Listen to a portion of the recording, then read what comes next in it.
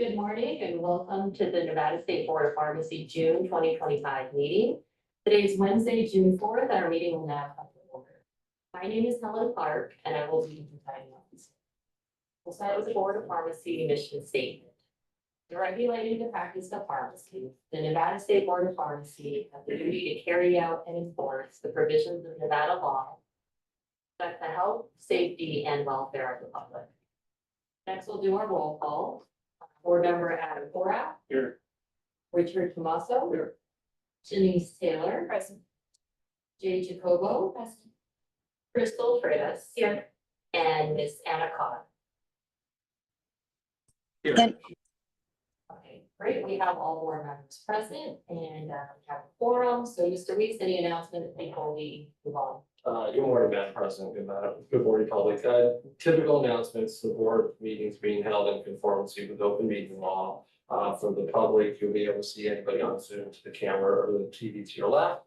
I see we have two previous board members, so I'll recognize Jennifer Tahero, who's in the middle, and Jody Lewis, I think, is hiding in the back corner there. With that, Madam President, have a good meeting. Okay, great, thank you.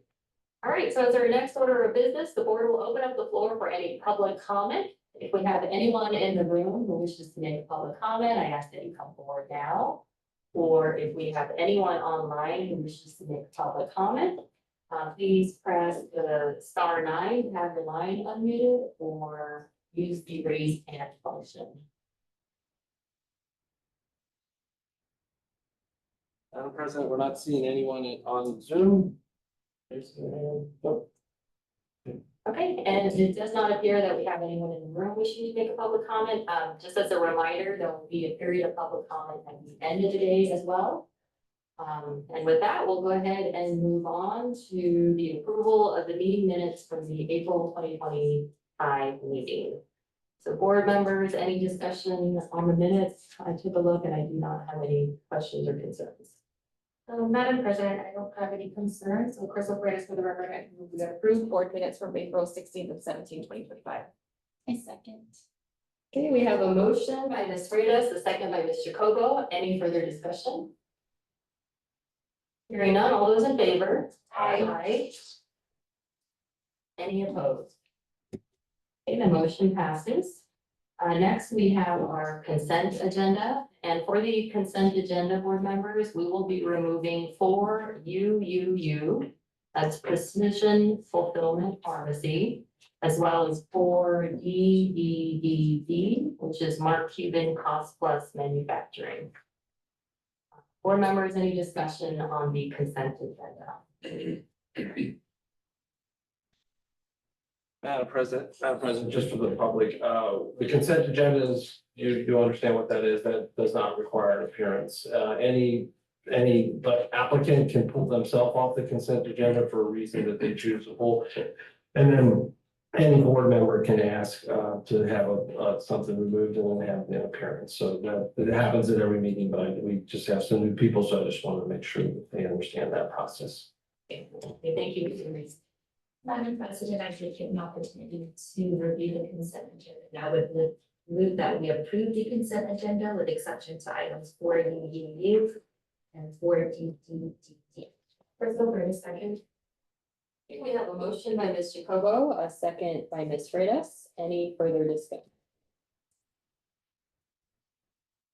Hearing none, all those in favor? Aye. Any opposed? That motion carries. All right. So with that, we'll go ahead and move to our regular agenda. And we're gonna start with agenda item 5M for Michaela Coleman. Michaela Coleman, or her representatives, if you are here, please come forward. No one online is identifying themselves. Okay. All right, I don't see anyone here. Ms. Tucker, are you ready to proceed? I am. Thank you, Madam President. Laura Tucker for the record. Board members, this agenda item starts on page 5135 of your board book. This is an accusation against Michaela Coleman, license number PT 16852. And the case number is 23-505-PTS. This accusation alleges that the respondent diverted controlled substances during her shift as a pharmaceutical technician at CVS in Las Vegas from August 2020 until November 2020. And in it, she admitted to the conduct in a written statement to CVS. The counts that were included were unlawful. There are five counts that were included in this.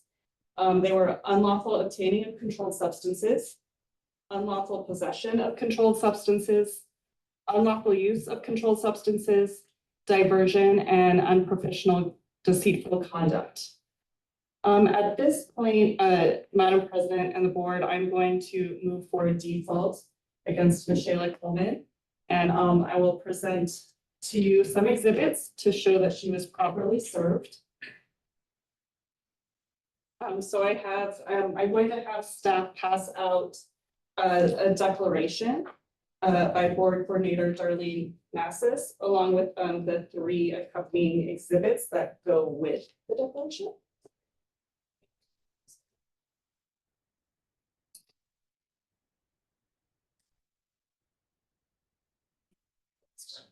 Yes. Okay, so the first one, I will, because the numbering will be a little bit off, I think I will submit the first exhibit, the declaration as Exhibit A. And this declaration will show that it's a declaration by Board Coordinator Darlene Massis, who prepared all of the mailings and served the respondents. Exhibit 1. I'll enter Exhibit 1 for that is included with title page Exhibit 1. And that one shows that the board coordinator served the notice of hearing and the respondent via certified mail and standard US mail at the 2 last known addresses that the respondent had with the board, along with the USPS delivery confirmation, which showed that one of the parcels was delivered on May 2nd, 2025 to one of the addresses for the respondent. And then Exhibit 2 that is referred to in the declaration shows that the 21-day notice was mailed by the board staff via both certified US mail and standard US mail. And USPS confirmed that it was delivered on, that one of the parcels was delivered on May 19th to one of the addresses. And Exhibit 3 that is referred to in the declaration shows that I emailed the respondent with a courtesy copy on May 13th. So as you can see, this declaration shows that the respondent was properly served. And I would ask the board to make a finding that the respondent was properly served. So I will go ahead and admit Exhibit A, Exhibit 1, Exhibit 2, and Exhibit 3. And then we'll wait for our board members to receive the copy to review. Madam President, I forgot to interrupt, but although this respondent is this previous CVS employee, I feel that I can participate fairly and unbiased. Thank you, Mr. Kogo. I'll note that for the record. And then also for the record, we've done several different procedures with this. We did several different procedures with this with my time before, and I'll kind of refer you back to Todd. But you made confess, Madam President, in order to expedite and instead of having people come up and get sworn in and testify when they actually did it, you made this request that we go down this path. So still staff's open for any feedback that you give us on that. It does meet the law for one of the people can probably tell you the same thing, but this is I think we'll get faster with these because you'll get more used to them, and then all the attorneys will be. Great, thank you for that. Appreciate it.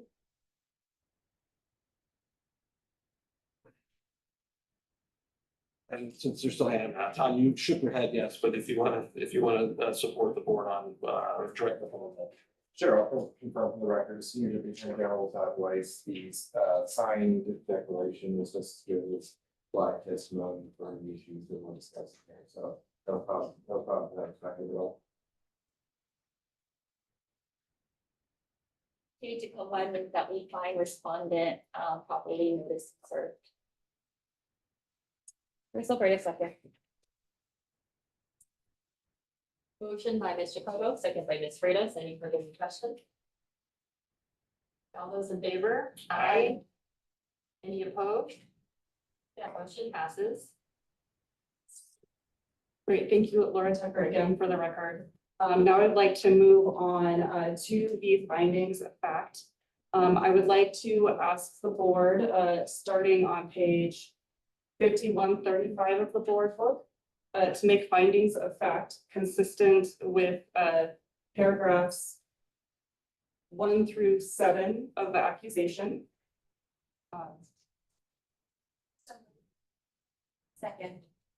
Motion by Mr. Kogo, second by Ms. Freitas. Any further discussion? All those in favor? Hi. Any opposed? Okay, the motion passes.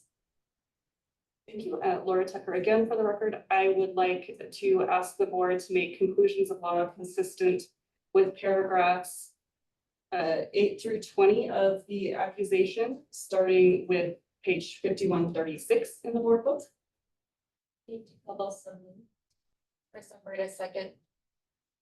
Okay, motion by Mr. Kogo, second by Ms. Freitas. Any further discussion? All those in favor? Hi. Any opposed? That motion carries. Thank you, Laura Tucker, again for the record. And now I'd like to move on and ask the board to make a finding of guilt for counts 1 through 5, consistent with paragraphs 21 through 25 of the accusation. This begins on page 5138 of the court book. Second. Motion by Mr. Kogo, second by Ms. Freitas. Any further discussion? All those in favor? Hi. Any opposed? Okay, that motion passes. Great, and now I'd like to ask the board to address punishment for this case. So the respondent did not renew her license in October 2024. But I would like to ask the board to retroactively revoke her license beginning in November 2020. That's when the alleged conduct took place. And we also recommend a fine of $1,000. And board staff is handing out now a memorandum of fees and costs in the amount of $638.97. These costs are reasonable, necessary, and actually incurred.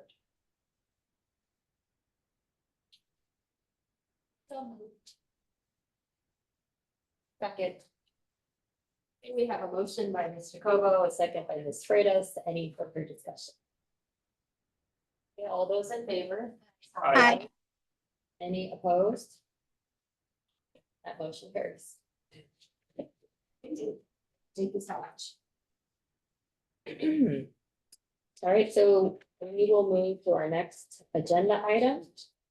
And that will be 5E.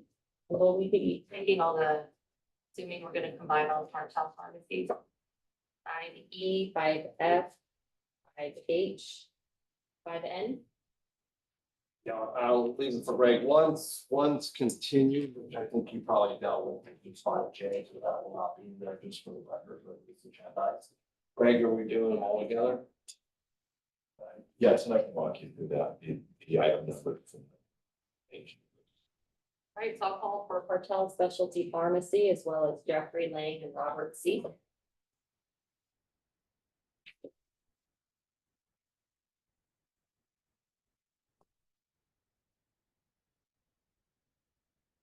Hi, good morning.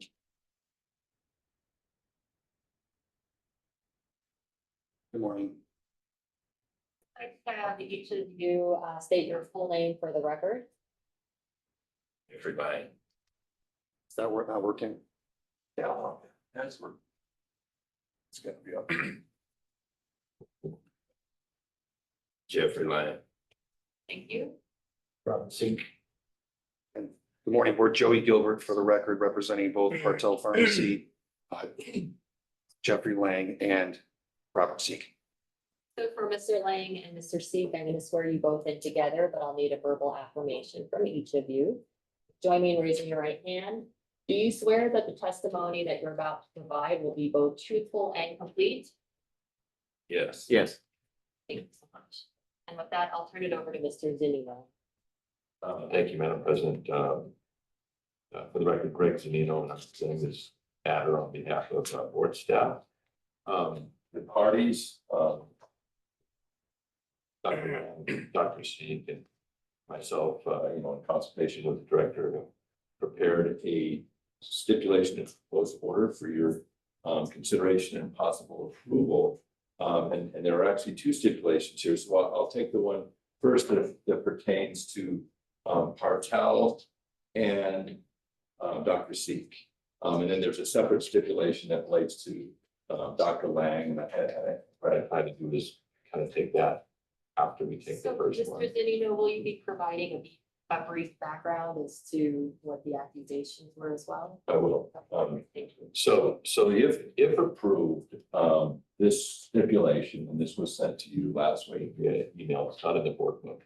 But if approved, it will settle four matters that pertain to Partel Specialty Pharmacy. And of those four, two matters pertain directly or individually to Dr. Seek. This stipulation will settle those matters as well. So the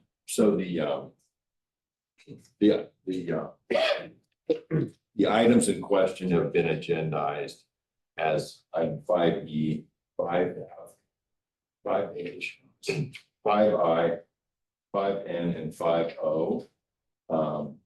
With respect to item 5E, that's case number 23-175 PHS, and the accusation. Notice of hearing in that case begins at page 4944 of your board book.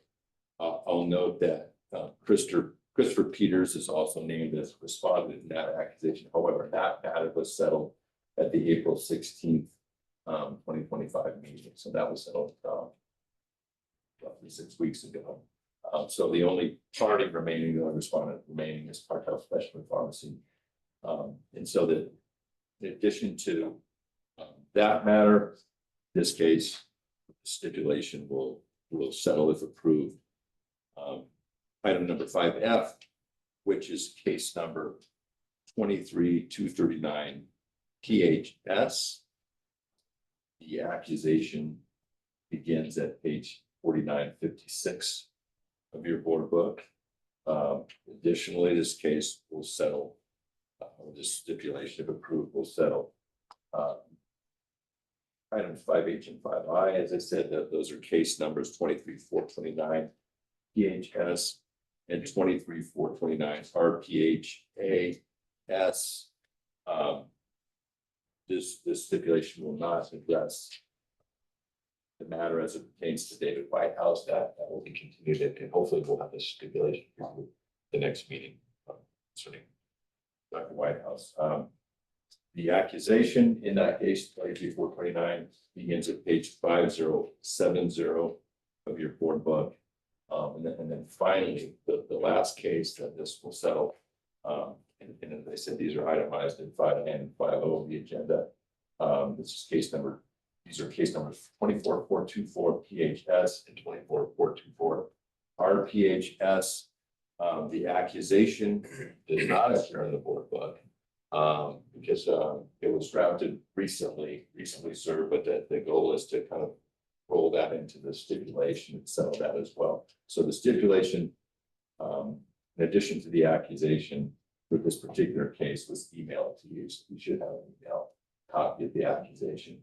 I know it's hearing in that case, and I'll just run you through the as best I can. There are a lot of allegations in all of these, and I've tried to summarize them briefly, just to orient you as to what the this stipulation is disposing of. In case number 23-175, the allegation is that, and this allegation was settled, but that Christopher Peters refused to transfer a prescription at the request of a patient to another pharmacy. Hartel Specialty Pharmacy is alleged to be responsible for that because it was the employer of Mr. Peters. The second case, 23-239, alleges that that Jeffrey Lang, while working at Hartel Specialty Pharmacy, filled some prescriptions using old drug substances that were acquired from a company that was not licensed in Nevada. It was not licensed as a manufacturer or as a wholesaler. The bulk substances in question were not approved for compounding by the FDA. The allegation in a very general way that the pharmacy and Dr. Lang dispensed a substandard drug product given the circumstances under which they were dispensed. Moving to the next case number 23-429. The accusation in that case alleges that Hartel, along with the pharmacist's name, including Dr. C, were dispensing what they referred to as COVID kits. And these were not dispensed contemporaneously with a prescription that was written by a practitioner. Basically, they had worked out an arrangement with practitioners whereby they would adhere to a protocol. So patients would come in and ask for a COVID kit. And I'm summarizing, and this may not be entirely accurate, but the allegation is effectively that the pharmacy was dispensing these COVID kits.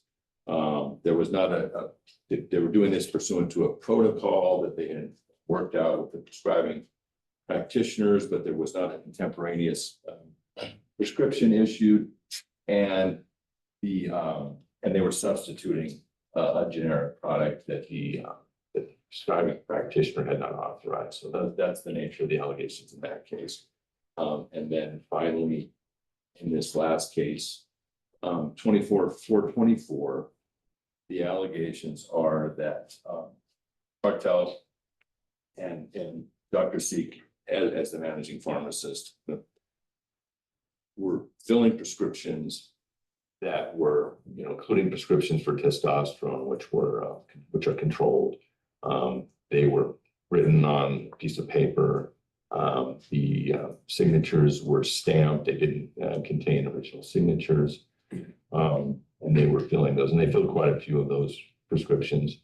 I forget the exact number, but that's stated in the accusation. And that was the most recent investigation that the board's investigators completed. So with that, I'll get into the substance of the proposed order or the stipulation. And this is specifically, again, this relates to Hartel Specialty Pharmacy and Dr. Seek. And by the terms of the proposed, or by the terms of the proposed order, Hartel's license number PH02028 be revoked. But the revocation will not become effective until December 31st, 2025. However, I want to emphasize that the revocation is not conditional, right? So there are no contingencies associated with the revocation. It's not contingent upon for example, a sale of the assets of the pharmacy or a sale of the going concern of the pharmacy. It's not contingent upon any approvals that may or may not occur in the future. Mr. Seek, Dr. Seek understands that this revocation is unconditional and it will take effect December 31st, 2025. The reason for including that date is to give them an opportunity to wind down the operations of the pharmacy and hopefully they'll be able to find a buyer for the assets of the pharmacy. So that's the reason why that revocation date does not become effective immediately. But in the meantime, beginning on August 1, the pharmacy will be serving a period of probation until the revocation becomes effective. And the reason that, again, that the probation begins in August 1, 2025, is to give Mr. Zeke, Dr. Zeke, and the pharmacy an opportunity to sever ties, right? So Dr. Zeke is the managing pharmacist. He's the owner of the pharmacy. He is intimately familiar with the operations of the pharmacy. It is, as I understand it, a busy pharmacy. They service quite a few patients, so they have a fairly sizable payroll. So the idea here is to give Dr. Zeke and the pharmacy an opportunity to sever ties, and get a new managing pharmacist in place who can kind of complete the wind down of pharmacy operations. And so back to Partel Specialty Pharmacy, as a condition of their probation, they'll pay a fine of $10,000. They will reimburse the board for cost of investigation and prosecution, $3,000. They'll comply with all federal and state statutes and regulations concerning controlled substances and dangerous drugs, and they will submit to monthly inspections at their own expense during the period of probation. As to respondent Zeke again, his license to practice pharmacy will be revoked effective August 1st, 2025. However, that revocation shall be stayed, and respondent Zeke shall be placed on probation for a period of 5 years, subject to the following conditions. Respondent Zeke shall pay a fine of $10,000. Will reimburse the Board of Pharmacy for cost of investigation and prosecution in the amount of $1,000. He will complete 12 hours of continuing education on pharmacy law and ethics on before December 31st, 2025. On and after August 1, he shall not work as managing pharmacist for any pharmacy licensed by the board. On and after December 31st, with the end of probation, he shall not own an ownership interest in any pharmacy licensed by the board. He'll comply with all federal and state statutes and regulations concerning controlled substances and dangerous drugs. And he shall not engage in the practice of compounding drug products.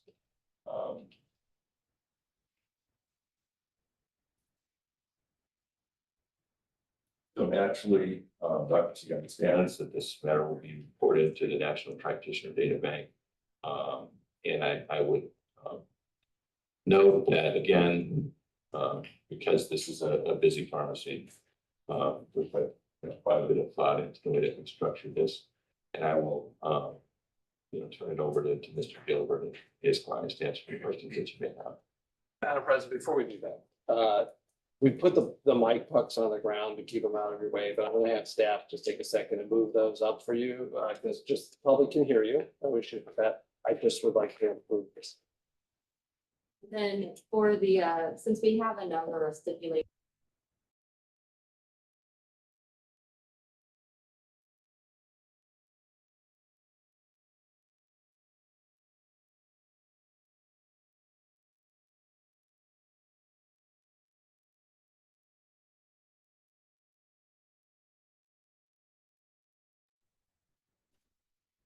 With that, I will turn it over to Mr. Gilbert for any additional comments.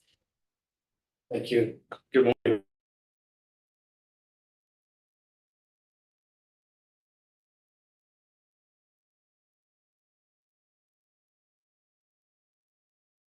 Again, amount of effort.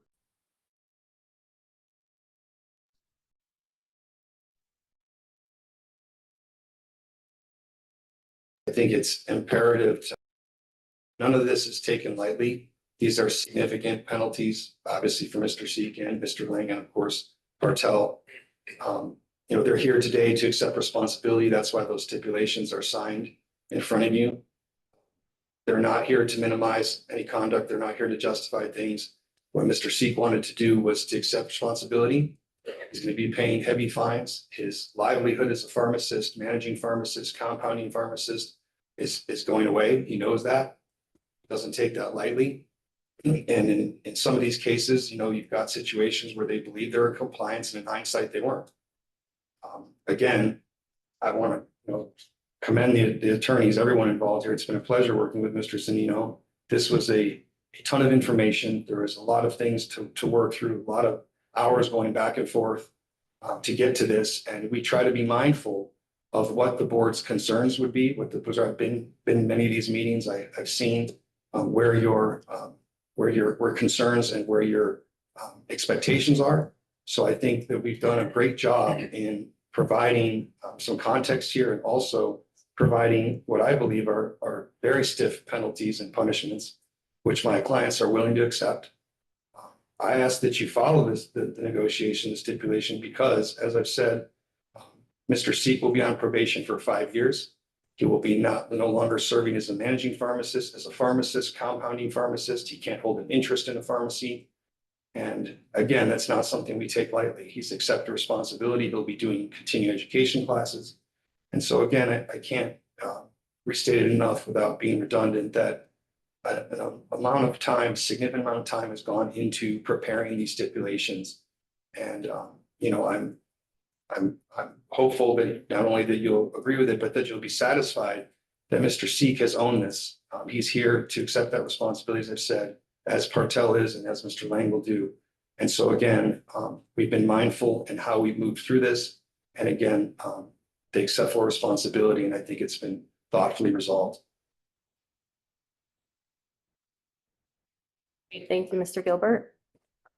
Right, Mr. Zunino.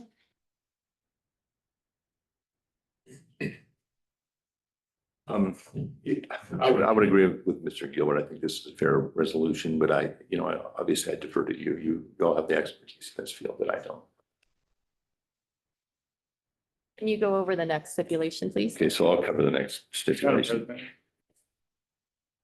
You don't want to resolve this stipulation first. I think I have some questions specific to this.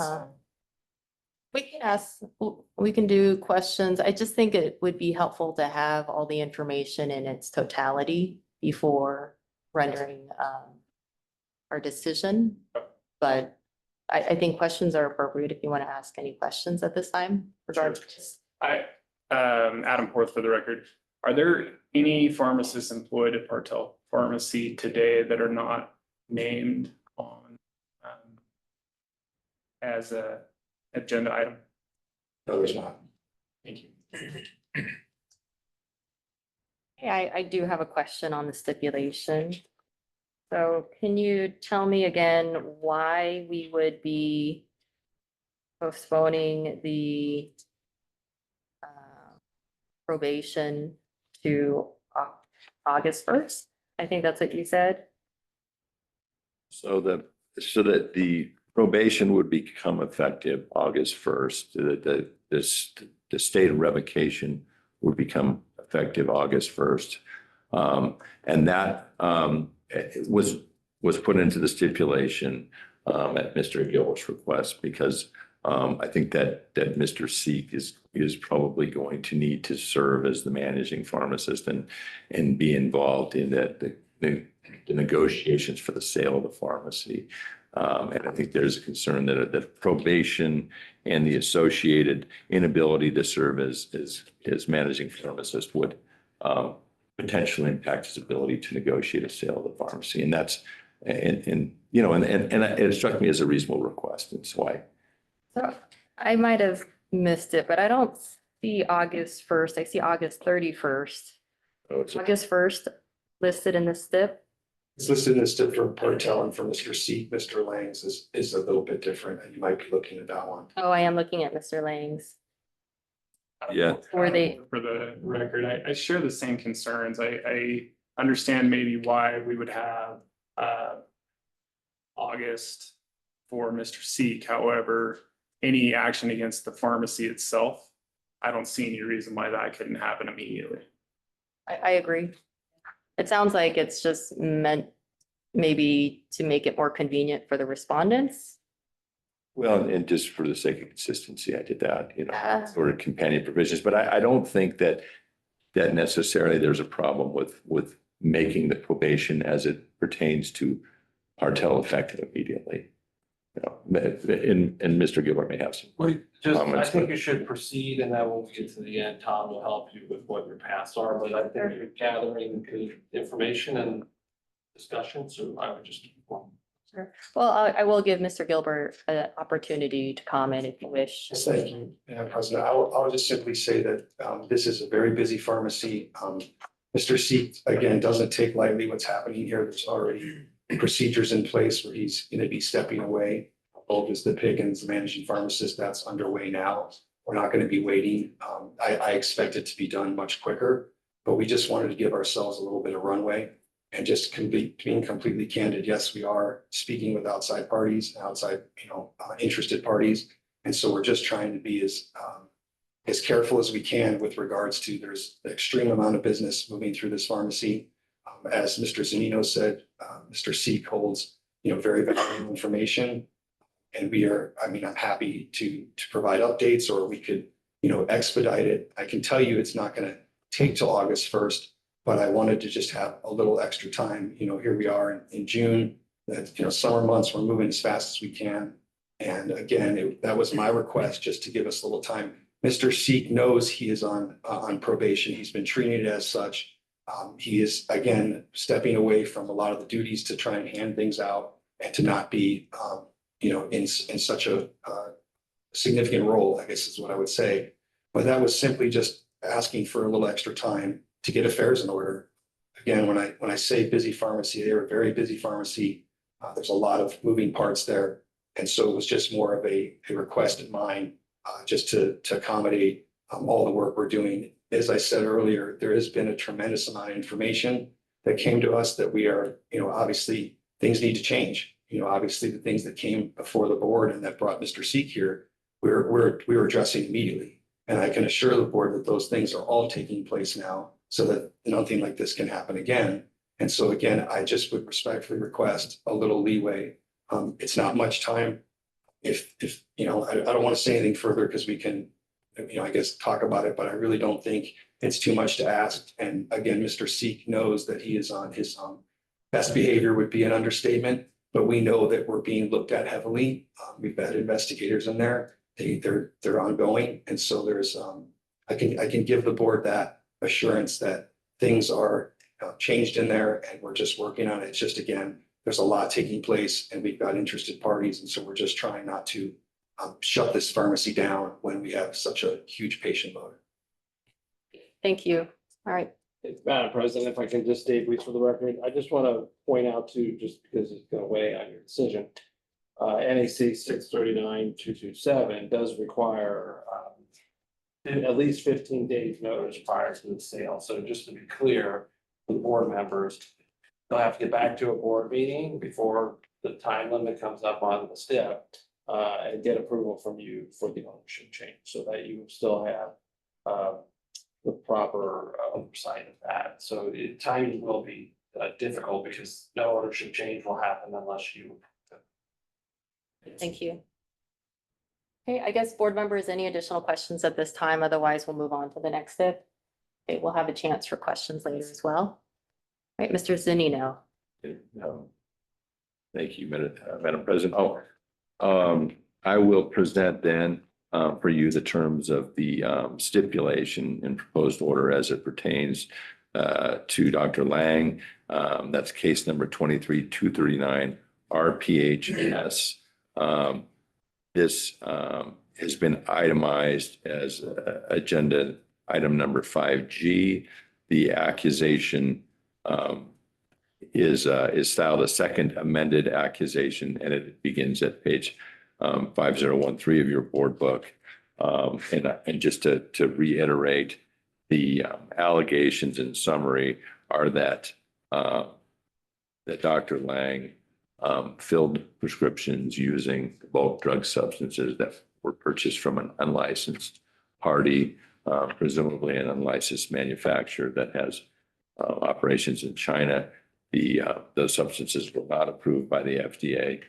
And And that the items themselves were not compounded. So the patient was sent to another pharmacy to have the drugs compounded. Ultimately, when all was said and done, that was not an adequate drug product that was dispensed. That was a substandard drug product within the meaning of the law. So that's the allegation. Dr. Lang, it doesn't contest the allegations and admits that evidence exists that we could prove a factual basis for those allegations. By the terms of this, Dr.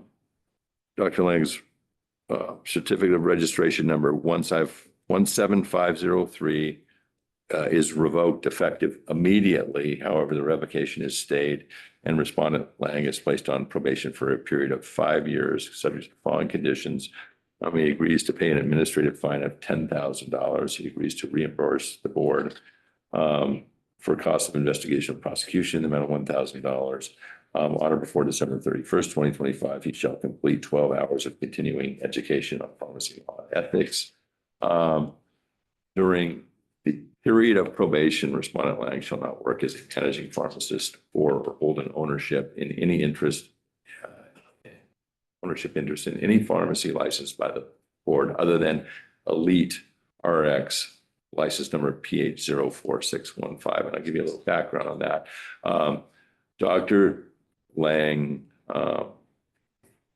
works at a pharmacy that's owned by his wife. So Dr. Lang's wife owns this pharmacy. It's a small pharmacy. They do non-sterile compounding. He is the managing pharmacist.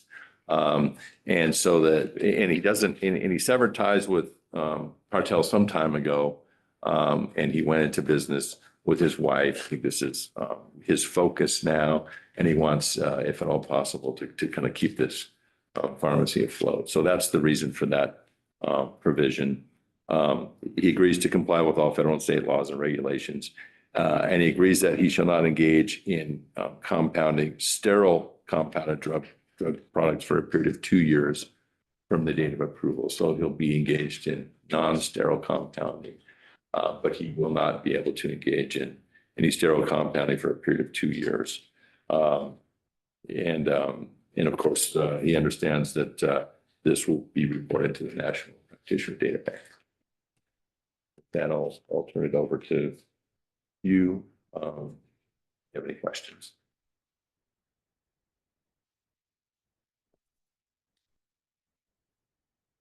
Don't have any questions at this time, board members. Mr. Gilbert, any comments on that Again, review of the I STIP? would just reemphasize that by the time we get to this point, there has been a tremendous amount of collaboration and effort that have taken place between the attorneys. And again, I will always commend the legal counsel for the board for their efforts and their due diligence. These are always mindfully resolved. Mr. Lang is working for his wife. He together, without his ability to be there, they would not be able to continue on. Again, as Mr. Zanino said, he'll be on probation. And as I reminded him, that would be swiftly, something would happen swiftly if there's any problems, if there's any violations. We know that we're going to be inspected. We know that there's going to be severe oversight. So again, none of this is taken lightly. He's going to pay significant fines. He's going to do continuing education. He's going to be on probation.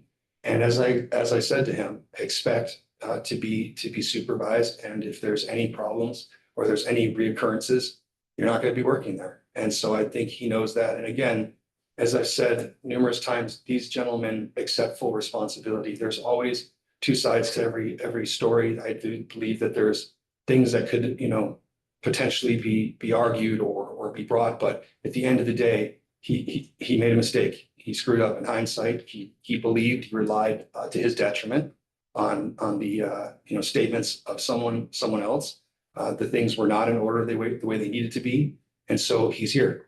But he's here to accept responsibility, pay significant fines, serve 5 years on probation, not be able to stir the compound, and he's limited to working for his wife's pharmacy, in which there will be significant oversight. And he understands that, and he's willing to accept these terms and place, put himself at the mercy of the board and ask that you allow him to continue in his livelihood so he can survive and support his family. And so again, as I've said numerous times, this is not taken lightly. And again, we've worked collaboratively as a team to mindfully resolve these. And I think they've done a great job. And I'm proud and honored to be next to these guys because they are accepting responsibility. They've owned it, and that's not an easy thing to do. Madam President, I do have a question. Adam Porth for the record. So to clarify, is Mr. Lang's wife a licensed pharmacist or not? No. She's not. All right, thank you. Does that complete the stipulations for today, It does. for these matters? Okay, so we have these two in front of us. All right, so I do have some questions. I want to make sure I understand what we're dealing with fully, so we can make a better informed decision. I appreciate the brief overview that we got from Mr. Zanino and from Mr. Gilbert, but I just want to make sure I have this down correctly and that we're all on the same page. So in terms of the accusations or the allegations, Peters refused to transfer a prescription. That was one. Lang filled bulk drug substances. It was purchased by a wholesaler or manufacturer that's not licensed with Nevada. And these substances that were sold are not approved by the FDA for use. Are they, what are these products, or how did that, can you comment on that? So are these not? Yeah, they were a cancer treatment For a cancer patient, for cancer patients. that drugs that don't exist, you compounded? I didn't compound them. I bought them from a company in Pennsylvania. You bought it from a company from Pennsylvania and then you gave it to the patient as bulk substances? I did. With what expectation? That what were they They supposed to do? reconstituted and take an injection every day.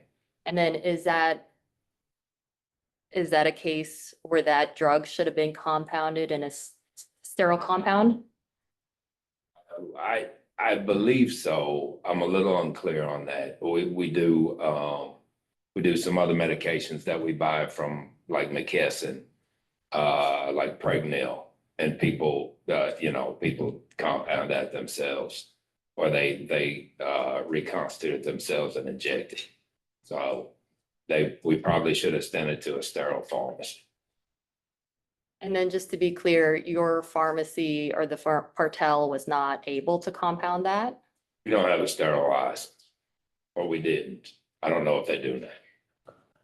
Okay. And then these drugs not approved by the FDA and just not sure what they contain. They were from a manufacturer or wholesaler that's not licensed from another country. Is that true? They were out of Pennsylvania.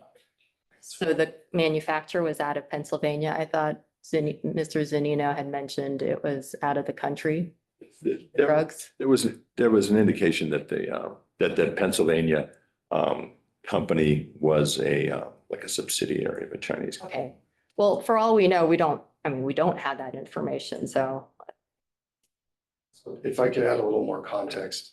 I just want to, before you do that, let me just make sure I have everything listed before I forget. So in addition to that, then we went into some COVID kits without prescriptions.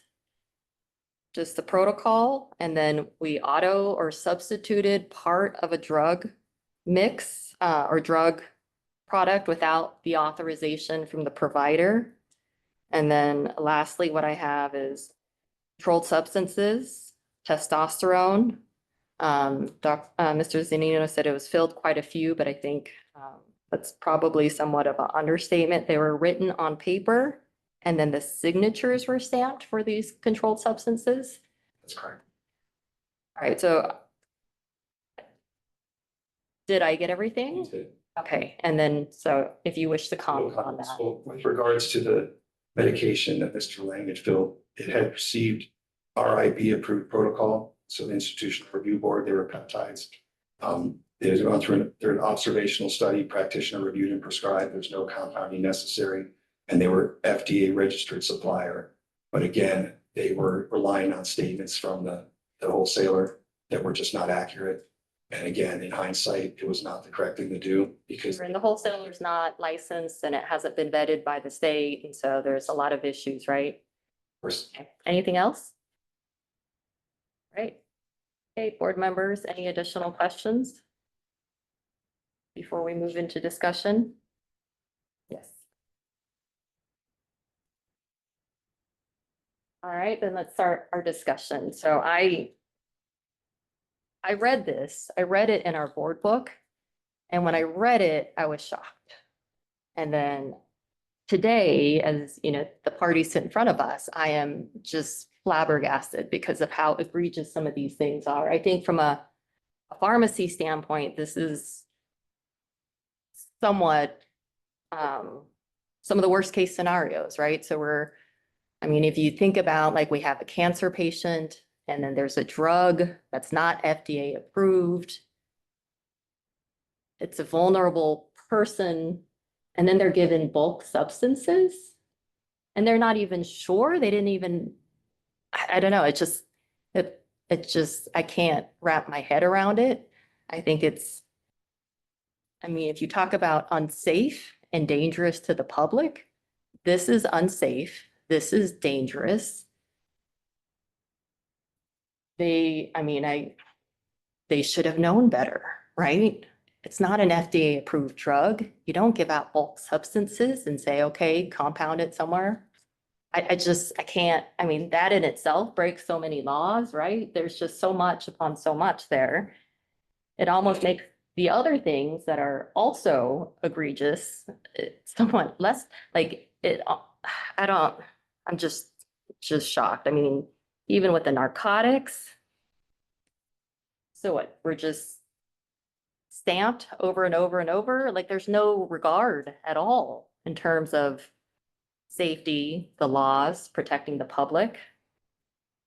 And then I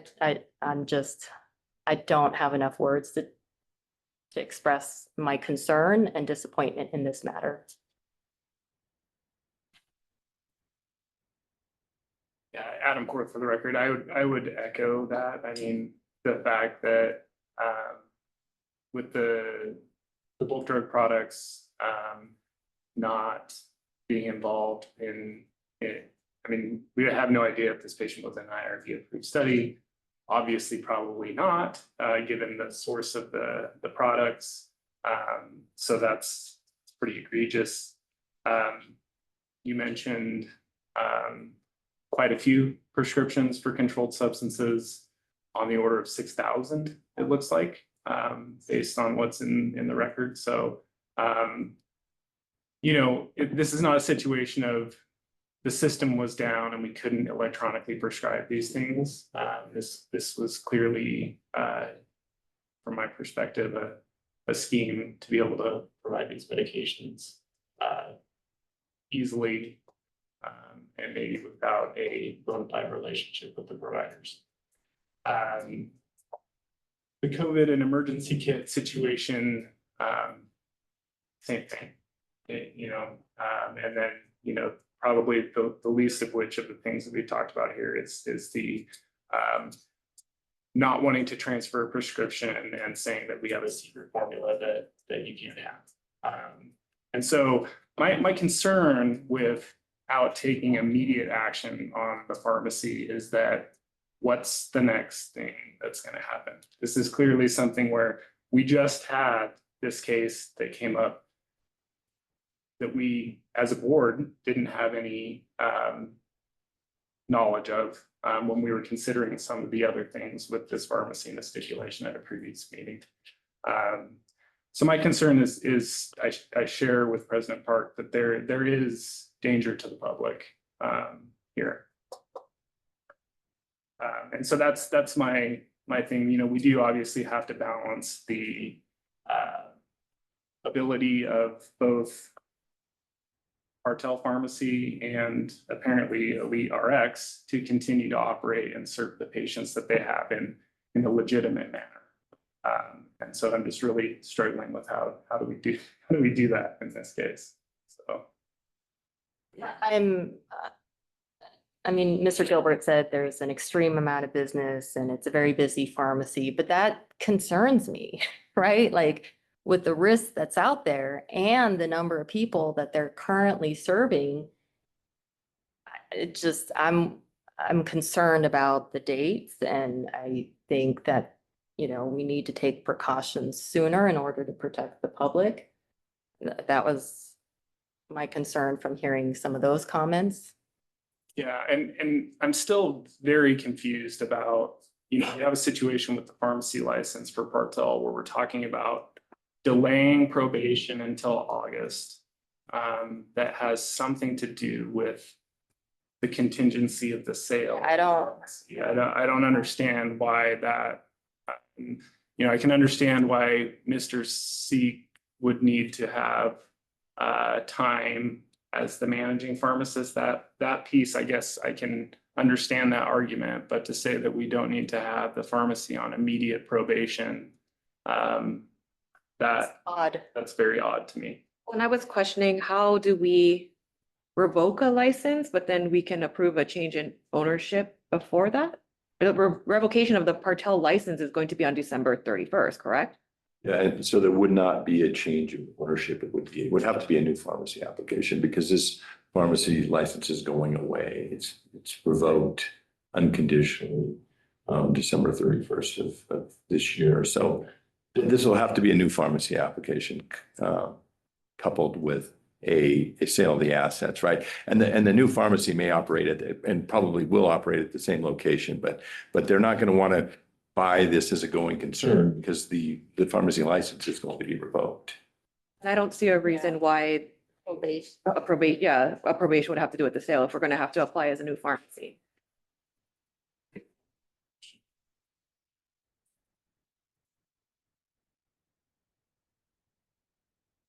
President Park, may I say something? In just a moment, let me give the other board members a chance. Shanice, for the record, I mimic the concerns Helen has as well as Adam. There is an egregious amount of notes that are written on here, reading this at home. Just talking about the bulk medication that was given to the immunocompromised patient. I don't know if this is a hazardous drug. You seem unfamiliar in sterile compounding, what type of compounding needs to be conducted for that medication, let alone sending it home to a patient in an uncontrolled environment. I'm not hearing if there was nursing, anything, precautionary measures taken when you're servicing these patients. It seems like there's a vast amount of negligence in dispensing, especially to a cancer patient, which is concerning for me. Then the 6,000 scripts of testosterone. How is that being allocated? What measures are being taken? I'm hesitant in agreeing to the delay of the probation because of the fact I'm already questioning the ethics of this pharmacy and the pharmacist. What is going to happen during that time span from now until August? That's just where I'm at with it. Yeah. All right, thank you. I also have the same concerns, and on balance, we have to think about the several thousand patients that are going to be potentially impacted, but also at the same time, if one of those patients gets hurt due to the actions of the pharmacist in the pharmacy, that's something we would have to challenge ourselves with.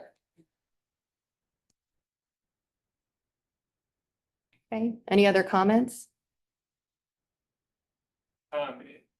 President Park, am I able to ask a clarifying question to the response? Yes. So, Mr. Lang, can you better describe the nature of the business at Elite RX? Are you guys doing non-sterile compounding? Is it a regular retail pharmacy? What does that look like today? Just retail pharmacy and non-sterile. We don't do any hazardous either compound.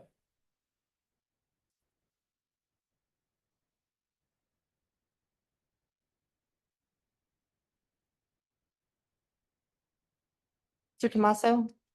My only comment is that I'm in agreement with the pharmacists on this board. I think that the issue lies with what would satisfy this Nevada State Pharmacy Board. Because evidently the stipulation doesn't satisfy us. I think the discussion should be what would make this satisfactory discipline. That should be the discussion. Agree with that. I am not in favor of postponing the probation periods. It doesn't make sense. I think there's a risk. I think that,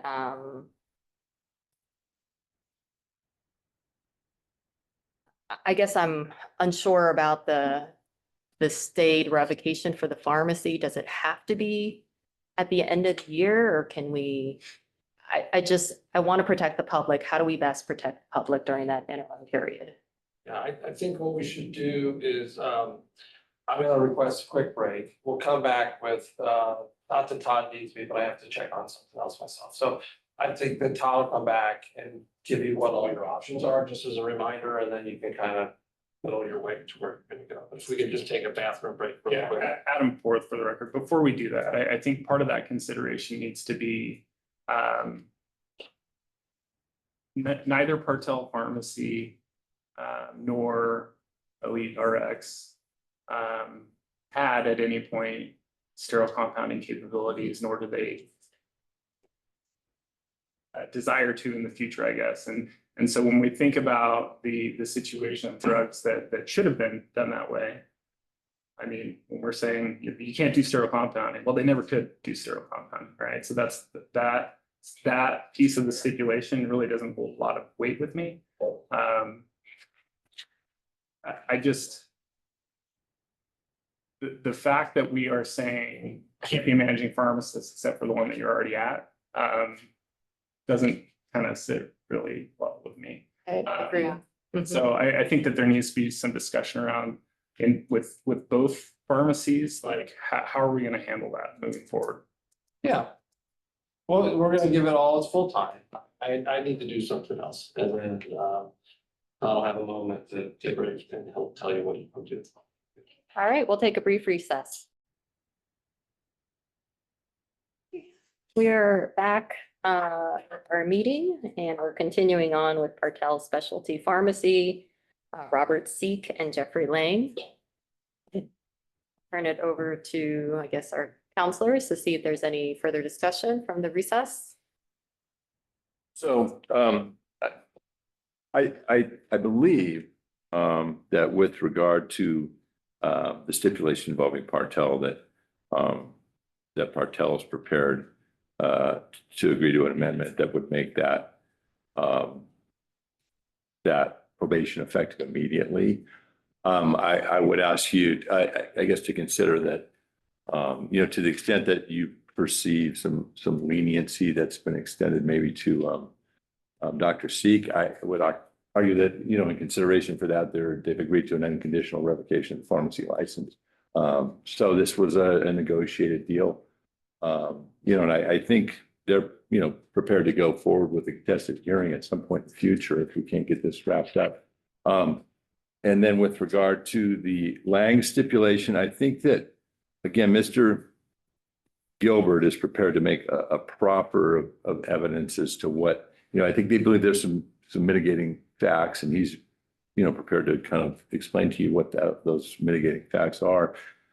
And I think if we have to have a contested hearing at some point in the future on those allegations, then they'll present that evidence at the time within the context of the contested forum. So I'll turn it over to Mr. Gilbert. Mr. Gilbert. So taking into consideration some of the board's questions and concerns, one thing that is important with regards to Mr. Lang, what medication he was dealing with, it was an FDA registered manufacturer, but not in Nevada. They were RIB approved, and we can provide RIB numbers. It was a clinical research program, can provide background from a company prescribing clinic. No compounding required, only reconstitution. There were no patients harmed or any complaints made. Furthermore, again, this was back in March of 2023. Mr. Lang is no longer at Partel, and why it is significant with regards to the compounding is that they had originally put in for sterile and non-sterile at Elite RX, and they were hoping to do so again relatively soon. Obviously, that's not going to be happening now for any period of time, at least a time period of 2 years. Furthermore, with regards to Mr. Seek, the board will be receiving today, he is being changed out as the PIC and as the managing pharmacist this week. That'll happen immediately. And then finally, as Mr. Zanino said, we would be in agreement of the immediate suspension if that's, or excuse me, probation if that's what the board requires. Again, as I could say, Mr. Seek will no longer be the PIC, he will no longer be a managing pharmacist there. Mr. Lang's not at Partel. Things have changed significantly over there. Again, I was asking for that leeway because I am currently working with buyers that already submitted names to Mr. Zanino that I think the board would approve, and that's going to happen quite quickly. I'm hoping to actually get on the next agenda for that. These are things I just didn't want to necessarily bring up. I wanted to just move through the stipulation, but seeing your concerns and hearing your concerns and thinking they're absolutely appropriate, I'm giving you a little more context. Some of these things normally as an attorney, I wouldn't put on the record because this could dump into a contested hearing. But I don't want that. I don't need that. I think for purposes of doing this correctly and with your concerns of protecting the public, that we have addressed those. We are addressing them with Mr. Seek's departure and a new PIC there that of course the board will approve or will have to approve, but that will happen immediately and with, an expedited probation, hopefully that we can finish things here today. But if not, then I would reserve that right for the contested hearing. And there's obviously much more information that the board will be, brought to your attention. I think will make a difference. But again, we have to keep that for the hearing. Again, I don't think that's necessary.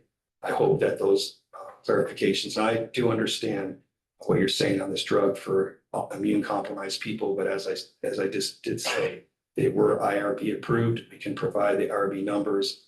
And again, no compounding, only reconstitution, no patient harmed, no complaints made. And I think, again, it's more than 2 years old. Mr. Lang is not at Partel. He's a different pharmacy. And again, the significance of non-sterile was that they had originally applied for both non-sterile and sterile.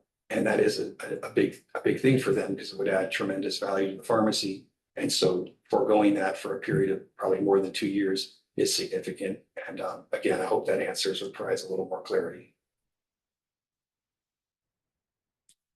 Great, thank you. Go ahead. Sorry, to clarify, can we go item by item on what is being proposed to be changed within stipulation? So what I heard was in regards to the Partel probation, that it is agreeable to have that be effective immediately. Yes, so I think the amendment would be at paragraph 8, and that would say, respondent's Parcel's license shall be placed on probation effective immediately. And then we would make conforming changes wherever that date appears elsewhere. And then what I believe I heard, but would like clarified, is in regarding respondent Seek that the prohibition on being a managing pharmacist would also be effective immediately. Is that accurate or not? He's stepped down and that application for the new PIC is being submitted today. So again, that's going to happen as quickly as it can happen. But it's something that, again, in anticipation of what we were doing here, when I tried to say there's a lot of things happening in the background, I'm not, taking light of the seriousness of the allegations and of course your concerns. So I tried to act ahead of that. But we were trying not to convolute things today by bringing up other stuff. Now hearing your concerns, you should definitely know that that was already in motion and was taking place and will be,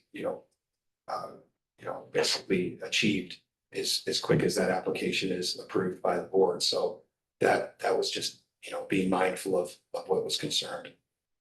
The last thing, just to clarify, in regards to respondent Lang, and I may have misheard this, but currently the stipulation reads that you shall not engage in the practice of compounding sterile compounded products for 2 years. Provision shall not be construed as a prohibition against compounding non-sterile compounded products. did I hear that we are including both sterile and non-sterile in that 2-year prohibition? So what I was merely trying to do was address your concern where you said you didn't believe it was significant because they can't do sterile. Yeah. What I was just trying to give you a little, detail or background is that they originally applied for both sterile and non-sterile, and then they pulled that, hoping to reapply like immediately or relatively soon, but that's not going to take place now for a period of at least 2 years, and probably be a little longer considering the allegations and other issues. So that was just me addressing your concern of it not being significant. Yeah. So to summarize, I think what you're saying is that, that paragraph 8D would remain the same. If we can't agree to leave that in place, then we're in an impasse. We're probably going to have a contested hearing.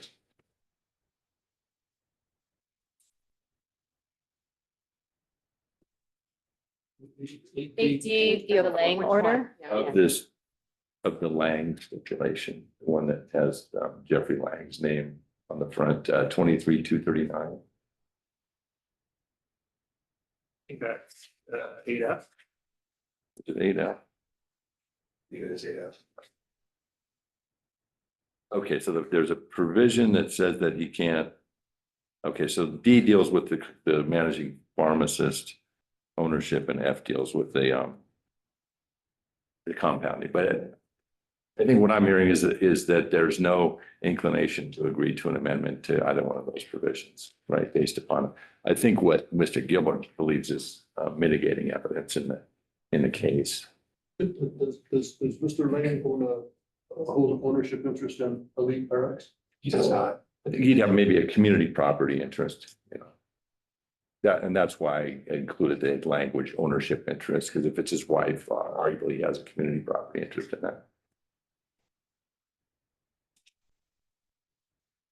I think for Dr. Lane's stipulation under AF, it mirrors Dr. Seek's stipulation under G, 9G. And I honestly would not be in favor of limiting it to a 2-year period for prohibiting compounding or sterile compounding. So G, as it pertains to Dr. Seek, prohibits any kind of form of compounding, sterile or non-sterile, for a period of 2 years. And the other stipulation pertaining to Dr. Lang, there would be a 2-year prohibition against sterile compounding, but there would be no prohibition against non-sterile compounding.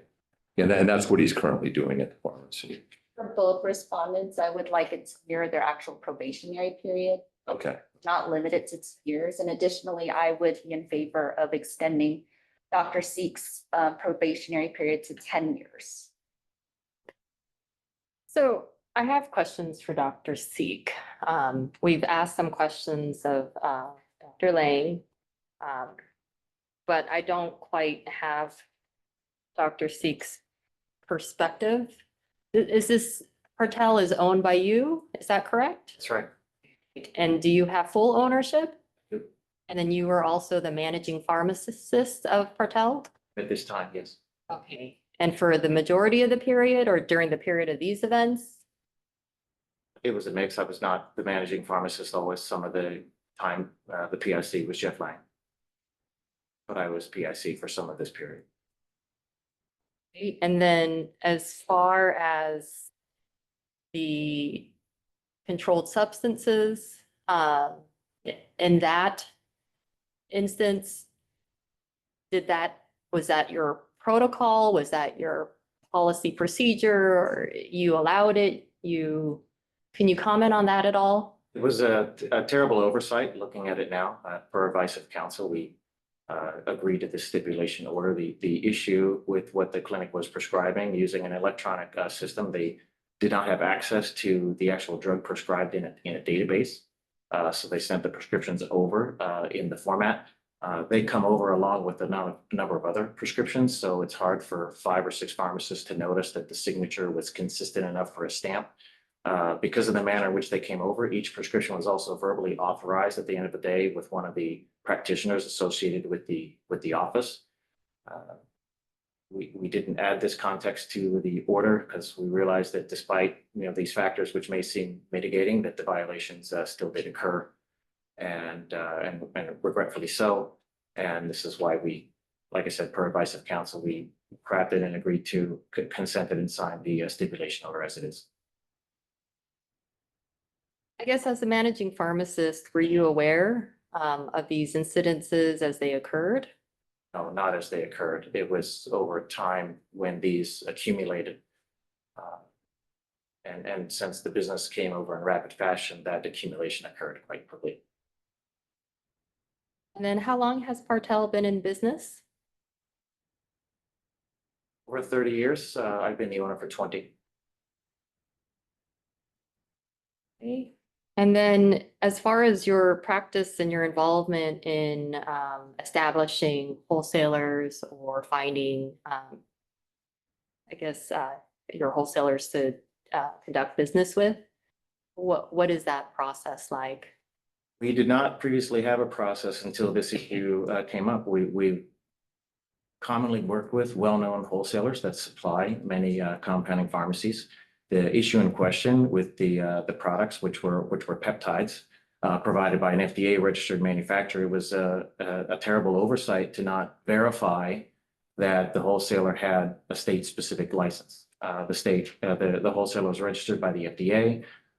Most of the work done to set up the relationship, which is a research protocol, something which is not uncommon for independent pharmacies to engage in, was done with a clinical team and the clinicians. Each patient, as Mr. Gilbert has stated, was under an institutional review board approved protocol pursuant to observational studies. And the fact that the relationship was actually brokered by one pharmacy licensed in multiple states, not located in Nevada, but licensed in Nevada.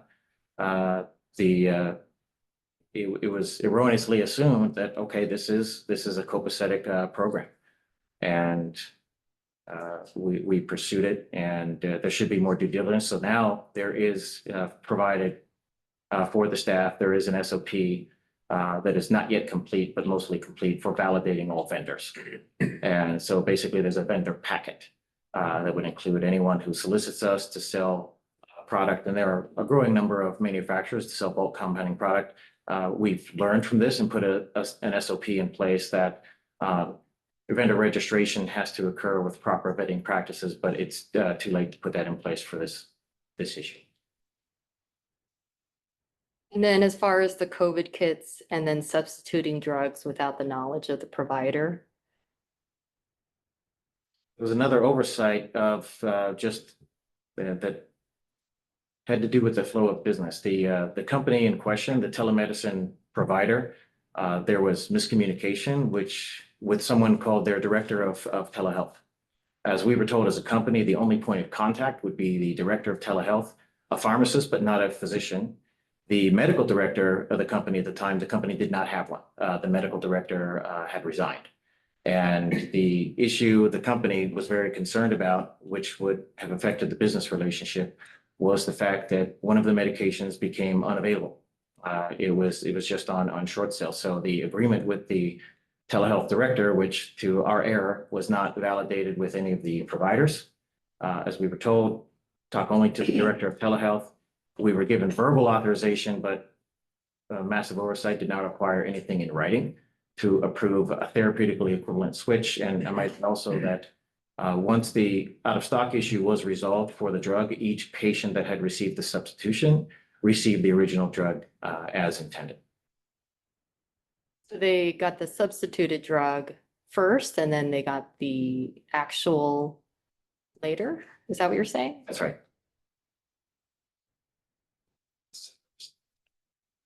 Yeah, there was a therapeutically equivalent substitutions that the company's director of telehealth had agreed to. My assumption, and the problem was not validating or vetting it with any of the medical practitioners involved. They're all independent telehealth practitioners, and without the company having its own medical director, I realize now that what I should have done was pursue more closely authorization to substitute with each individual practitioner. There was a tremendous backlog. The company was putting pressure because products weren't being shipped. Patients were complaining to the company, doing chargebacks for the credit cards, so which would affect both businesses.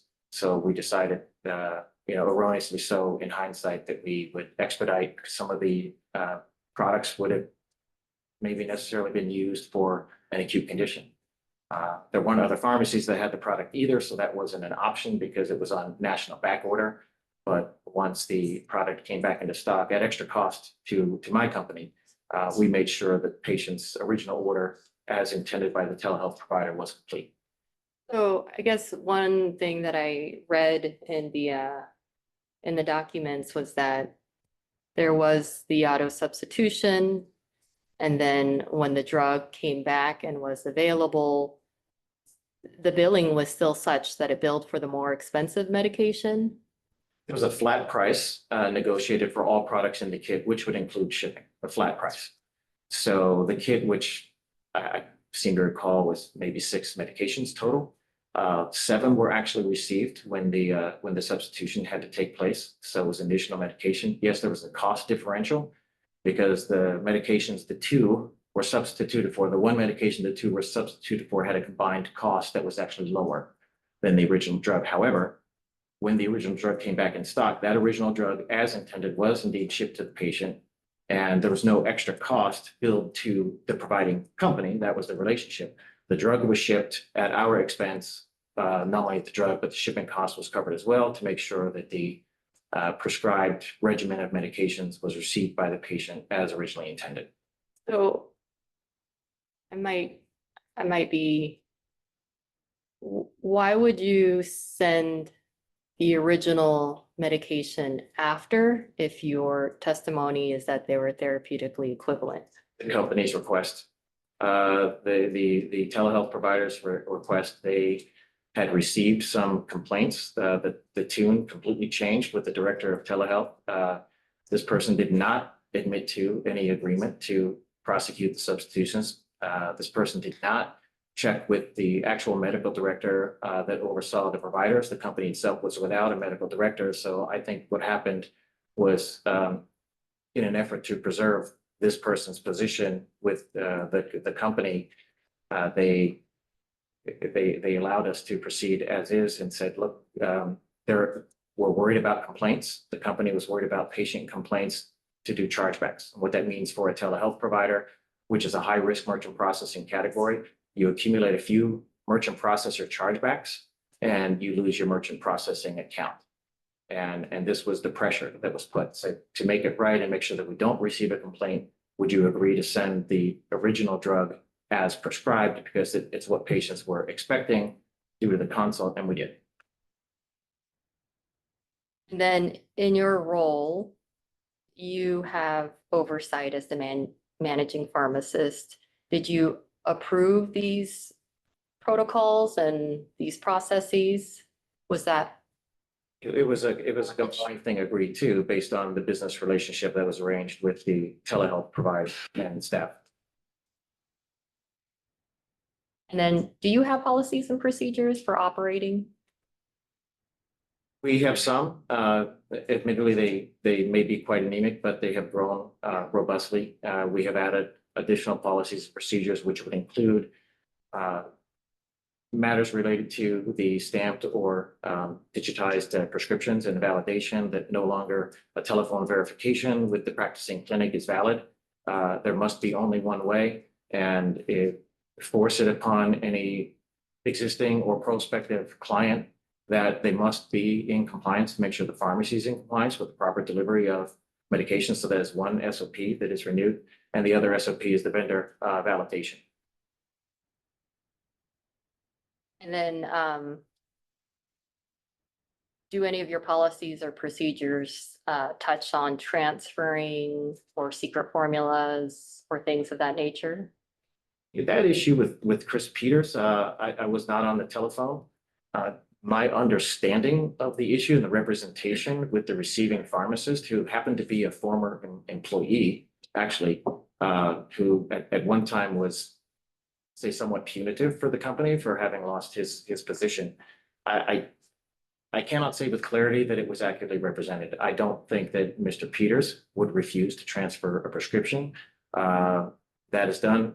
The issue may or may not have been related to the fact that there was a proprietary method of making the prescription, and that is in fact what Mr. Peters may have refused to disclose. Another compounding pharmacy should be well aware of how to put together active ingredients into a formula, and formulas that we've had to develop on our own. Many of them new. Most of the formulations have been designed by Chris Peters. That's my only guess. The way we looked at it when it came, we knew that there would be very little flexibility. We didn't, Mr. Peters and I discussed it. We didn't want to contest the issue, especially in light of the other things that were going on. We thought it was in the best interest of the company to encourage Mr. Peters to agree to the stipulation as is. And we thought that any investigation which would have involved the potential receiving pharmacist would have been fruitless due to the potential punitive nature of the response. Then, did you, as managing pharmacist, you work there full-time at Partel? I have been since becoming the PIC, so full-time for me is anywhere from 32 to 40 hours per week. But as Mr. Gilbert and I discussed during the break, we did have a path in place to change that. We politely asked for the runway, given the other circumstances. I'm confident that the applicant will be approved. So has the appropriate background, and my role as going forward, as I have discussed with council, is extremely limited. I'll just add that 20 years building a business that did become successful, my main concern right now is my employees that have been with me for a long time, 35 employees. It did become a busy shop. There are buyers that are interested in businesses like this. However, given the current circumstances, I may or may not be able to process a transaction within the stipulated time period. I'm very hopeful. If I am able to process a transaction, it will be for a fraction of the current valuations that businesses like this are sold for, and I have accepted that. And that's what I, politely, given what I've alluded to in the issues, which you may or may not see as mitigating circumstances, I will fully admit that there were errors made. The speed of business put myself and maybe some of my staff under pressure to make sure that things get out the door and patients were compliant. In regard to the peptide protocol, it's not the first time that we had served as a research pharmacy, and no product under research is FDA approved, and not all products that come out of small research trials necessarily go through the FDA phase 2, phase 3 process for full-on approval. It would depend on the certain type of filing the drug engages.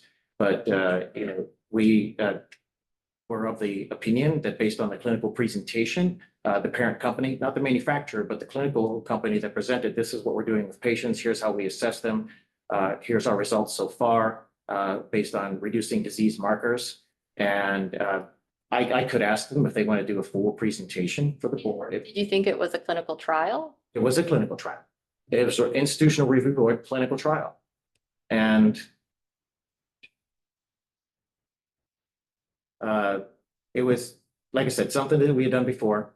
And we proceeded, and without doing our own due diligence, just relied on the fact that one or more other pharmacies were already involved. Patients were already on the product. This was not new for the experienced providers providing the protocol.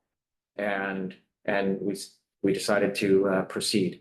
But again, this is not something I would certainly repeat under the guise of an IRB without asking the board for full permission based on the complete presentation of this is what we could do, because in our opinion, if there are novel therapeutics that are offered, and these weren't necessarily novel, it's just a novel way to bring together existing products, not FDA approved, but existing products that have been moved to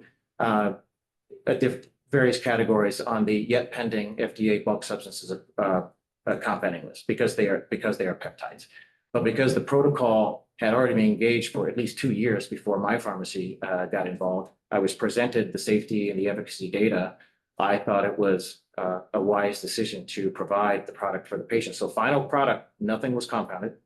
final product would come in sterile form from an FDA registered facility with validated sterile certificates. But an FDA registered manufacturer of the product couldn't dispense directly to patient. Hence the purpose of an IRB approved research study, which was an observational trial to follow these patients and their disease markers. So our job was merely relabeling and dispense as the licensed practitioners in the various states intended. A question for moving forward, and this for you or your counselor. So the plan is to, it sounds like, to sell the pharmacy. And then you have a lot of patients that you currently serve. During this transitional period, is it your intent to continue to build your patient base, or is it just to transfer and sell? The primary objective is to transfer and sell. It's common for acquiring parties to request that a current owner or at least an existing PIC stay on board to assume a smooth transition. The most likely potential buyer has previously owned pharmacies and is very vaguely aware of these current proceedings, will have to be made more aware in full disclosure during due diligence. I don't imagine at all, and I would have to refuse if asked, that any managerial role, compounding role would be asked of me, not even as a checking pharmacist. I assume that from a business perspective, very objectively, the potential new owner will just simply not want me involved in pharmacy operations. If that person requires, as part of the transaction, my assistance in maybe not necessarily business development for new accounts, but to maintain congruency with existing accounts so that I just don't disappear with existing accounts that are bringing revenue to the company, that would give basis for it to be an attractive acquisition target, that may be asked of me. But I already foresee that if that is the case, that would be the limitation of my role. All the questions I have. Board members, any additional questions? I don't want to jump in, but I think Adam had asked earlier how many pharmacists work at it. And I thought there was no other, but obviously there, it seems like there's more. So I just wanted to get that record straight. 35 employees? That's right. How many pharmacists work there? 5 with some part-times. Okay, so the pharmacy's open today and there's somebody working. That's right. Okay, I don't know why I just saw, I heard no other pharmacists. Yeah, so the nature of my question is, we're assuming that we have to have this transition period because Mr. Seek is the only one that can do this. There's, now we're hearing there's 5 other pharmacists there. I don't believe that to be the case, but. I'm sorry, may I ask, Mr. Seek is the only one that can do what? I am the only one that can execute the transaction, but I do not need to be present. You're not the only one that can be the managing pharmacist. Correct. And as I stated early on, we already have an application that has been submitted and hopefully it'll be approved rather quickly. That was why I had asked the question earlier. All right. I do have a question. Partel Yes. Pharmacy is currently authorized to sterile compound, correct? No, No? They had applied. they had sterilely compounded in the past, and then that was through your work not done. And they were interested in getting that back up and running. They've had people appear on that, but they're not current. Elite Pharmacy is not authorized? They've not filled out they've not had the inspection. We don't have like a sterile compounding license, but they have to go through the application process or the inspection process, so they have not either. Dave Weiss for the record.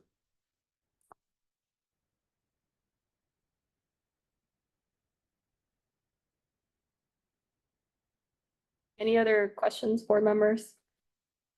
I have a couple of quick questions for Mr. Lang. We're talking about the half that are not negotiable. I'm curious, the pharmacy, I may have missed this, they missed it on the dialogue, but what's, that's where you work right now, It is. and you work there after you left the other pharmacy? I left Paul Tell in, I think, June or July of 23. And then I worked for Walgreens for a little bit, and then we bought this place. And then, could I ask who owns Elite? My wife, It's your wife's pharmacy. it is. So It answers why that's in there in D and F, but how it gets to the elite. Okay, thank you. Mr. Lang, does Elite dispense semaglutide? We did. We don't now. Well, I mean, we've got some left, but you guys had a directive that you couldn't dispense it anymore. Compounded sterile semaglutide? We don't compound it, we buy it from a Okay. 503B. Okay. Is your wife a pharmacist? No, Okay.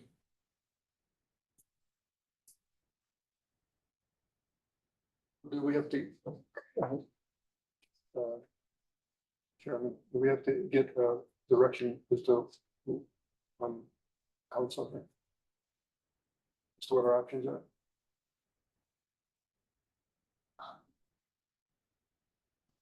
Happy to. Yeah. Okay. All right, I know you were talking to me or the chair. Senior Deputy Attorney General Todd Weiss. So as always with these proposed stipulations, we have a few different options of what we can do with them. The first obviously is accept as is, and I don't believe that's what the board's going to do. The other option would be to voice some proposed changes to the stipulations, and then that time we'll take a break, allow the parties to step outside because we don't do negotiations during the open meeting to see if they can reach agreement for those proposed changes. And if they do, they'll bring it back to the board and re-request approval at that time. And then obviously the third option is if we either can't reach agreement or the board just isn't willing to entertain the stipulation as is or amended stipulation, then they can reject altogether. And at that point, we would be moving towards having a contested hearing at some point in the future. So those are the various options we have available to us. Thank you. Great, thank you. Counselor, if you have, let's say it goes to hearing in the future, what happens to their licenses and their practice and everything else while we're waiting?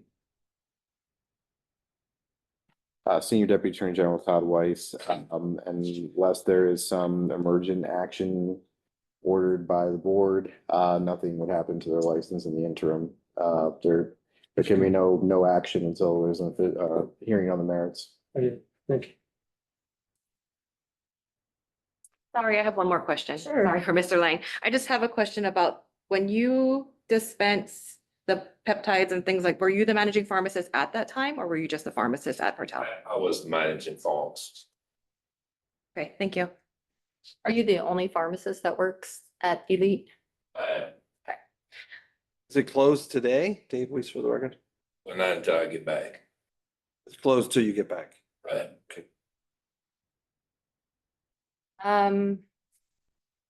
So let's talk about the stipulations maybe one by one. Let's start with the stipulation in order for Partel and Seek.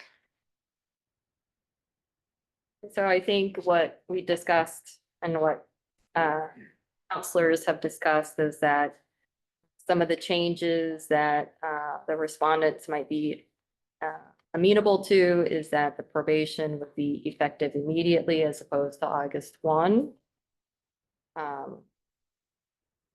Same with the revocation, state revocation, all the kind of corresponding ones instead of August 1st would be effective immediately, still for a period of 5 years. And the probationary period, instead of being 2 years, would sync up with the probationary period. That makes sense. Let me be more clear. 9G would be for the entire probationary period as opposed to June 3rd, 2027.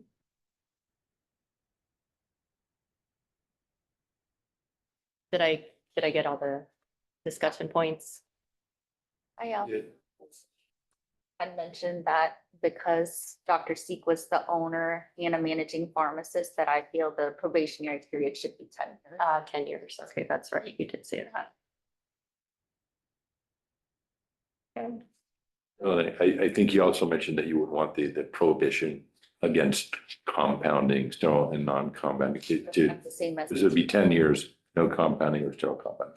And I don't think we discussed that and so we're not prepared to. And we're not in agreement with the 10 years. So if it be possible, probably just to move this to a contested hearing. I think we should just stop now. You wish to stop? I mean, we can continue the discussion I think that to talk to each other during a recess. you can have fewer than all board members approve this, right? So I think, We haven't voted yet, yeah. discussion, but it's up to you. Proceed. Anything else comments wise, board members? That was just on respondent seek 10 years, not Yes, Partel. Okay. not Partel, just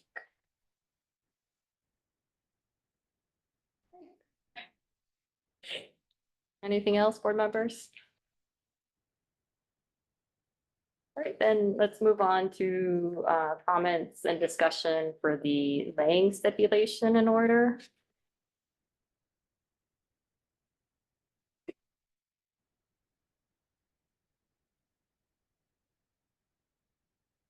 So I think there was some discussion on G and F. But it sounds like those are things that respondent has said he's not open to, but board members, what are your thoughts there?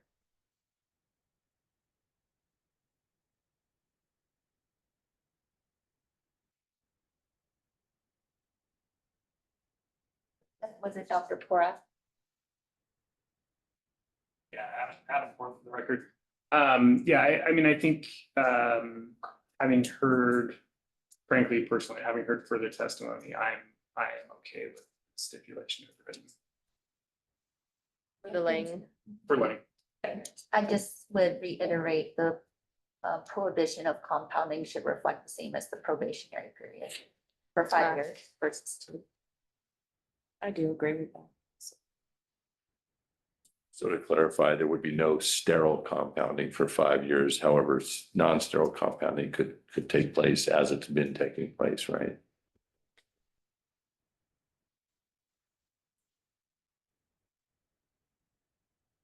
any other comments, board members, for the attorneys to consider?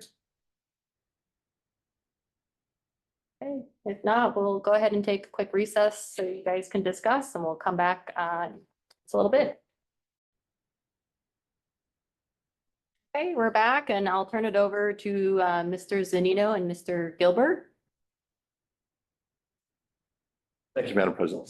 What we discussed and what the parties can agree to, or what Mr. Gilbert and his clients can agree to is, as I said, in paragraph 8 on the stipulation that pertains to Partel and Dr. Seek, they can agree in paragraph 8 that the period of probation will begin immediately. And then that will end in the revocation of the license on December 31st.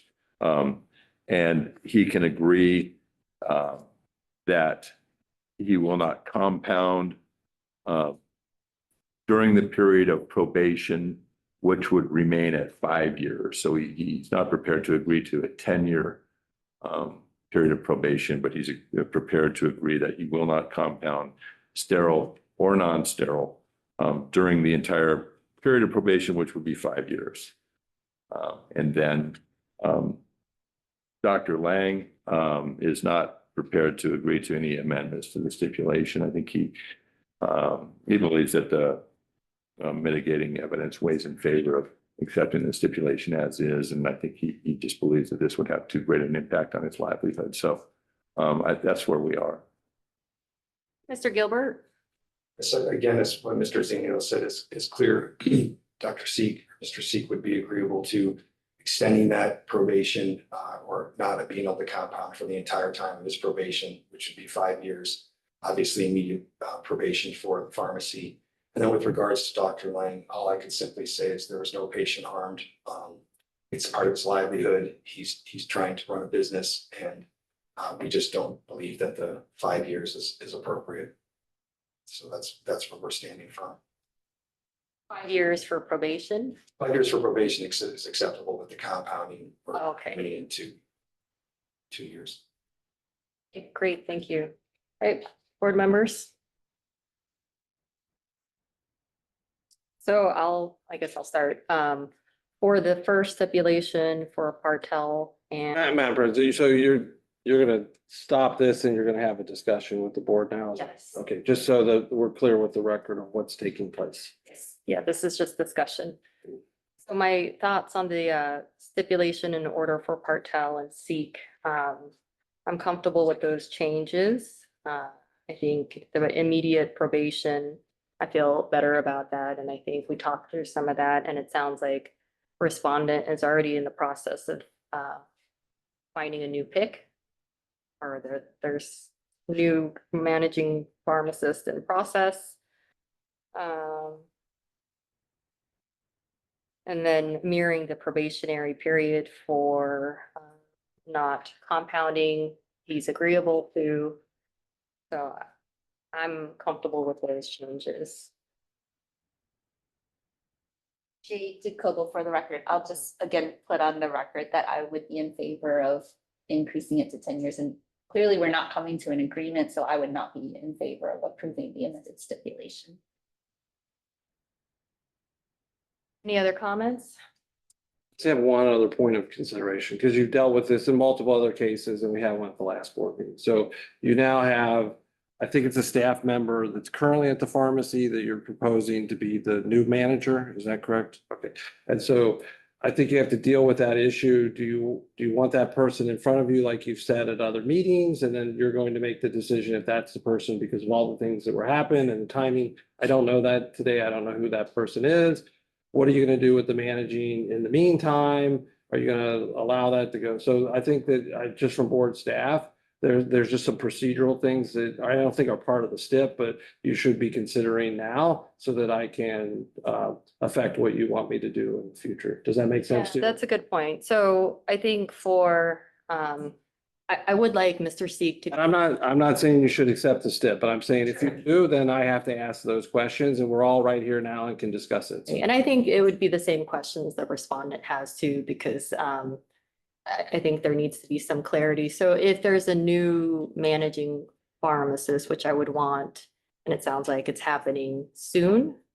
But I would allow that, but it would be pending your approval at a subsequent meeting.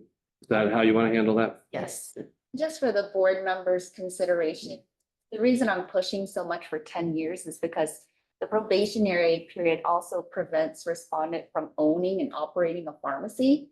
And just from the few appearances that we've had, there's always been issues upon issues and explanations of things that were overseen or just not followed up. So considering the safety of the public, 10 years, I don't think it's a long time for him to not own a pharmacy. I have no intention to own or operate a pharmacy within the next 10 years. The 5-year probationary period, reflecting on the fact that I've been the owner for 20 years, no patient was harmed in any case of any of these issues. There weren't patient complaints that went to the board related to harm. I think that fine. But again, there's no interest in purchasing, owning or operating a pharmacy for Mr. C. He's exiting the space. You'd have to come before us anyway again. If he's Very true. That's correct. Good luck on that. and then I think, I mean, I hear your concerns and I have concerns as well. But if there were something that were to take place between today and the next 5 years, I mean, it would be a show cause, correct? He would Yes. be accountable for it, so I think he's revoked the probationary period is a total of 5 years. If anything happens within that 5-year period, he's gonna have to come back in front of us, and at that point, gonna be a tough time to reappear. That was my biggest concern was the owning and operating, but if he's saying he's not intending to, then I feel comfortable with the 5 years. Thank you. Just for the record, I also do feel comfortable with the 5-year, and the proposed amendment effective immediately for the probation, so I'm okay with that. Okay. Any other comments? No, I agree with you, Madam President, that, I think the changes that they have for stipulation, especially because whatever they do between now and 20 years from now, they still have to appear before the board. Yeah. All right, Adam Porter for the record, I would move that we. Oh, Anna didn't get her chance, just so, or, I know you're ready to go, but she's trying to say something. Oh, no, Sorry, I'm saying no comment. Okay. She said no comment. There you go. All right, Adam Porter for the record, I would move that we amend the stipulation for respondent Partel and C in paragraph 8 to let's see here, to read in the first sentence that respondent Partel's license number PH 0202H shall be placed on probation effective immediately. Secondarily, that item 9G, that on or after the date of entry of the stipulation, through the end of the probationary period, the respondent shall not engage in the practice of compounding drug products. You also just put a blanket, anywhere it says August 1st to be changed to effective immediately, because I think it's like kind of sprinkled throughout. There, yeah. Yes, and any other reference to August 1st, 2025 to be effective. Second. All right, we have a motion by Mr. Porath, a second by Mr. Kobo. Any further discussion?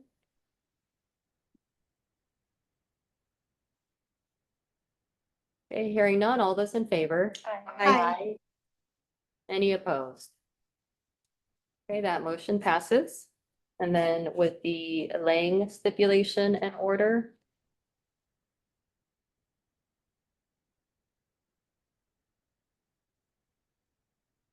So I believe the change that we made is the 5-year probationary period. Is that correct? We did not. Oh, we I did don't not. think he agreed to any amended. Again, I think the probation period is 5 years. It's already 5 years. It's just a question of whether you can compound after the 2-year period. Yeah, I'm not talking about the year, it's the probation You're right, period. Okay, all right. Okay. Any comments on that? Adam Porter for the record, as I stated earlier, I don't have any issues with the stipulation as written. I would move that we. Okay, we have a motion. Do we have a second? Crystal Freitas, second. Motion by Mr. Porath, second by Ms. Freitas. Any further discussion? Okay, hearing none. All those in favor? Aye. Any opposed? Nay. We have one opposed. Okay, and then I think the ayes have it. So the motion still carries. Okay, A couple of housekeeping things. The ownership is gonna be, selling a business is difficult. You have 4 board meetings to get that done. And then the revocation kicks in if it's not sold. So I just want to make sure that I know you understand it. I know that you've already turned in paperwork. I've received emails today from my staff that we've received some of the paperwork. You can call us anytime, work through it, but all that stuff has to go in front of the board and has to be approved by the board. So like, I don't want disappointment in December. So that's what I'm telling. You can say whatever you want, Joey. First and foremost, thank you for your time today and for working with us on that. I do appreciate it. I want to thank Mr. Zanino, Mr. Camp always for being so great to work with. Furthermore, one thing I would add is that on the break, I did speak to one of the gentlemen that's interested in purchasing this pharmacy, and we were trying to get an application and it was due Monday so that we could be on the next board agenda. Would it be possible to still have that? I do it here in the open meeting, ask that we be added to that agenda for that possible ownership. If that does happen, I think that would alleviate some of your concerns. It will be a few days late, but if it's turned in today. I believe it's going to be turned in today. And I did that, hearing your concerns today. I had just said if there's interested people that were be vetted, then let's make it happen immediately. So with the board's permission, I would love to have that added to the July agenda.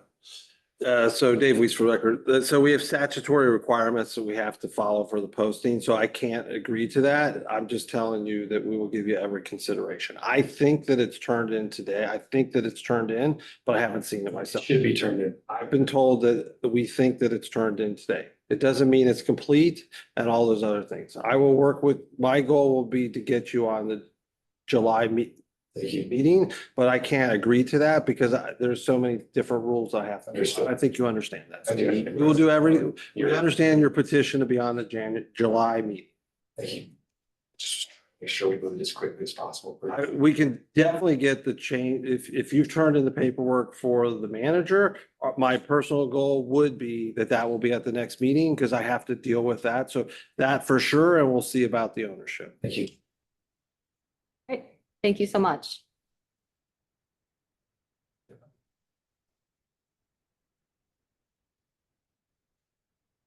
You can take a break or you can continue on. Let's continue on. Let's do 5K for Michael Brogan. We have Michael Brogan present. Or representatives for Michael Brogan.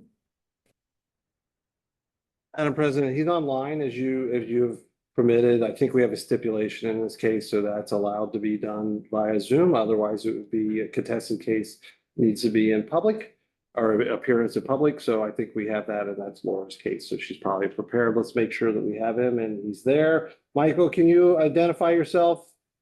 Yes, I'm here. Okay. Yep. I can hear you. My name is Michael Brogan. Will anyone else be joining you today? No, it's just me. Okay, I'm gonna swear you in. You could join me in raising your right hand. Do you swear that the testimony that you're about to provide will be both truthful and complete? Yes, I do. Great, thank you. All right, Ms. Tucker. Thank you, Madam President. Laura Tucker for the record. This is located on page 5112 of the board book. This is case number 23-183-RPHS. The respondent is Michael Brogan, license number 18710. The accusation, we have alleged that the respondent failed to submit all 30 of his required continuing education hours for 2 consecutive licensing cycles. He was deficient for a total of 3.5 credits. He was charged with 2 counts. The first one was unprofessional conduct for failing to comply with continuing education requirements. And the second was failure to comply, pursuant to NAC 639.9451I. And the second count was charged with failure to comply with continuing education requirements as required by NAC 639.330 subsection 1. As Dave mentioned, we have a stipulation in front of you today. I am going to be asking for a slight amendment to the terms of the stipulation, just because Mr. Brogan will not be able to present that he's completed his law continuing education credits because there wasn't a class that he could take. So he's going to endeavor to attend the next board meeting in July to get his deficient law credit. So I'll go over the terms of this stipulation that you have before you. On page 2, the terms starting with 7B is that Mr. Brogan must produce satisfactory proof that he has completed 2 1/2 general continuing education credits and 1 law continuing education credit. I believe you'll hear from him, but I believe he has completed his general continuing education credits and he just needs to get that 1 law continuing education credit. If he presents that satisfactory proof, then his license shall remain in full force and effect without interruption.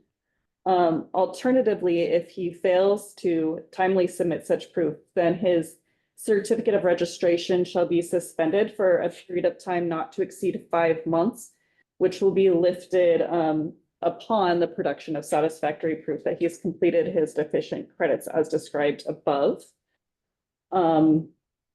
And then he also is agreeing to pay an administrative fine of $1,000 and pay fees and costs of $500, which are reasonable, necessary, and actually incurred.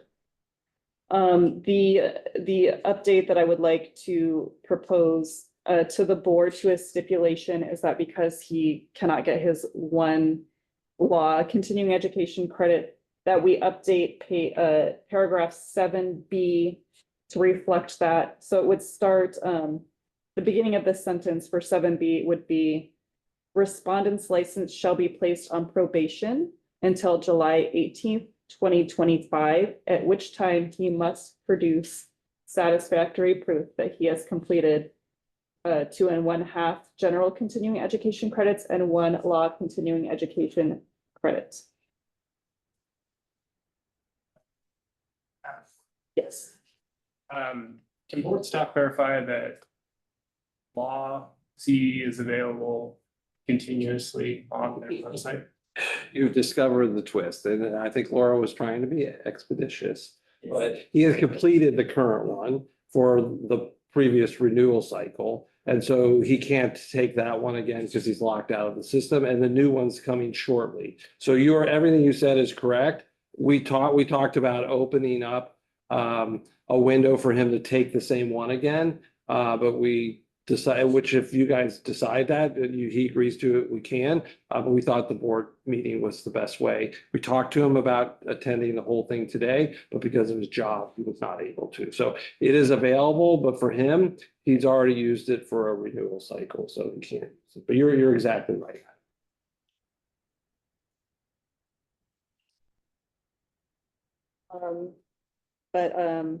Okay, so if there are no other questions, or I'll take other questions, but otherwise I would present the stipulation to the board today for approval and for amendment. Okay, so 7B would be on probation until July 18, 2025. Till these, And sorry, Dave, was for the record. I'll give Yan Long credit for this. To Adam's point, any of these CEs don't count towards his future CEs. They would have to be in addition to the 30. I think everybody knows that, but when you're doing the order, you might wanna just add that to it so that he'll have to take the law CE and it'll be the new law CE. So that's on the website if that's how he chooses, or he can do 2 board. Okay. just a question for Mr. Brogan. I'm just Yeah. curious as to what happened. Why didn't you just complete them, and why 2 cycles in a row? I think it was an oversight on my part. I thought I had them, or I thought I had proof of them from the old company I worked for, Albertsons, through their own portal. And I don't believe it was uploaded to the NABP website. But yeah, it's just an oversight on my part. Right, I'm comfortable with the proposed stipulation and order with the revisions that were reviewed by Ms. Tucker. Any other comments, board members, or any other discussion? I'm also in agreement with the proposed amended stipulation, so I would move that we accept the proposed amended stipulation. Please give our second. Okay, we have a motion by Mr. Cobo, a second by Ms. Taylor. Any further discussion? Okay, hearing none. All those in favor? Aye. Any opposed? Okay, that motion passes. Right.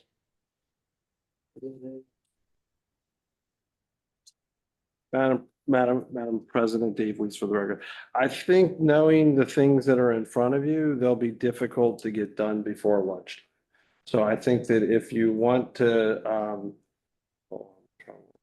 I think that we can, we can either just break and we're gonna move, some people have agreed to move from Thursday to Wednesday, which will fill up your afternoon a little bit. I'd go to general counsel. Oh, we could do the AGO if Todd's ready, if he wants to, if you got 20 minutes to do the AGO. Thanks, Brett. So the AGO would be perfect to do. Surprise Todd with that. He's ready.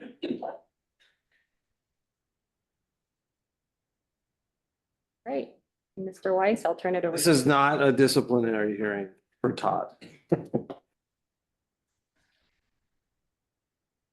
Senior Deputy Attorney General Todd Weiss. So I drafted an AGO for this board in response to a question that was posed, essentially a hypothetical scenario of what happens if we have a licensed homeopathic physician who no longer possesses any other physician licensures, and whether that what we refer to as singly licensed homeopathic physician could administer, prescribe, and dispense controlled substances and dangerous drugs under our laws. And we also looked a little bit at some of the federal stuff as well. But I'm not sure how much detail the board would like me to go into the analysis, but I can break it down pretty simply. As it is in our current statutes, there's nothing necessarily that would prohibit a singly licensed homeopathic provider from prescribing either controlled substances or dangerous drugs. However, and this is supported by previous AGOs, other authoritative decisions, even though they're not completely, or the singly licensed provider would not be completely prohibited from administering, possessing, describing those kind of drugs. They are still beholden to the rules and regulations with their singly licensed practice and the homeopathic pharmacopoeia, which I'm sure most of the members are aware involves, if any, very tiny amounts of drugs being used in their practice. So the ability of this board to, as well as the homeopathic board as well, but this board individually to take action against a hypothetical single licensed homeopathic provider who is prescribing more than is recognized within their practice would be totally appropriate. And that's kind of the fail-safe mechanism that this board has to ensure that a singly licensed homeopathic provider does not prescribe beyond the means of their accepted practice. We're talking very, very limited amounts of drugs,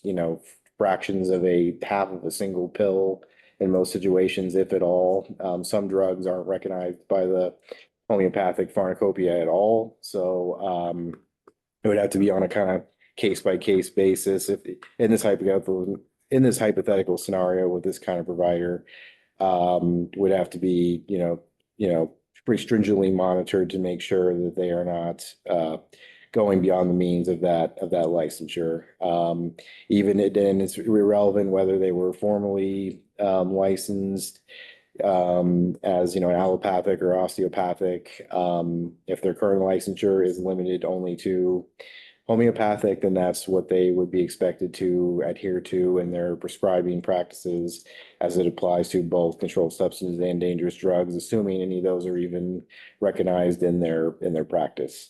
So that was kind of the short of the analysis, but they are, even singly licensed homeopathic providers are still considered physicians within the definition of our state laws, and obviously physicians subject to all the conditions and regulations that we have for prescribing can still prescribe those drugs, and that's why they can't be completely excluded from prescribing at all. They just have to be closely monitored and obviously be subject to discipline from both us as well as the homeopathic board if they were to exceed the bounds of their limited practice. I'm happy to take any questions any of the board members have about that analysis. I'll start it because I asked for it. It was, staff was, it was a conundrum, which we've had other AGOs. For me, they conflicted a little bit, and so I didn't know Todd was gonna get this. Didn't know Todd when we asked for this. I know you put a lot of effort into it. I think the AGO stands on its own and it's understandable, but you explaining that makes it more clear to me. The attorneys kept telling me they understood it. I'm hearing you today, I have more clarity on it, so I do appreciate it. I don't have any questions. Yen's microphone, we're having a couple Zoom issues, but it's working well. I know that Yen can reach out to you afterwards if she had any questions, so I'll have her do that. And we didn't have anything else. As Todd said, most of the homeopathics have a primary license, which is an MD, and so they could do everything because they have that MD license. There's a potential of one not or two not having that, and that allows us to proceed forward with any complaints that we would receive. So. And then if they don't, then under this AGO, they can dispense, administer, and I they think the big one is like, to, organs of animals are drugs and they can be, we know what they are. We know about the homeopathic pharmacopoeia. We know those things. It's when you migrate away from those. And Todd and the AG has given us clarity that we can proceed if we ever need to proceed. So. Mr. Cora? Yeah, Adam Porth for the record. So I was gonna ask a hypothetical fall. So if you had a singly licensed homeopathic physician that wrote a prescription for more than one tablet, that would be suspect, it seems, under this. I'd say it was more than suspect. I'd say it'd be grounds for discipline off cuff for unauthorized practice. I mean, it's no different than how we evaluate other, practitioners that have a more limited practice than a general MD. Certainly, there's no carte blanche to prescribe any and all drugs, any and all amounts for a singly licensed homeopathic provider. They are subject to the bounds of their practice, and we would have, in my opinion, would have the ability to initiate discipline aside from whatever the homeopathic board may do, simply against their pharmacy license for exceeding the bounds of their practice. Great. Oh, Mr. Gant.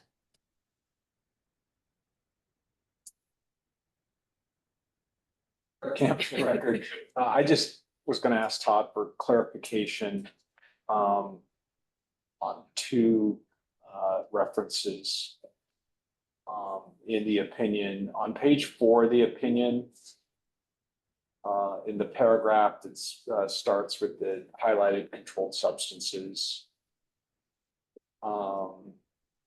The second sentence says NRS 630A.373 states that one of the grounds for the Board of Pharmacy to initiate disciplinary proceedings, that should be Board of Homeopathic Medical Examiners, right? Because that's their chapter. That's the page.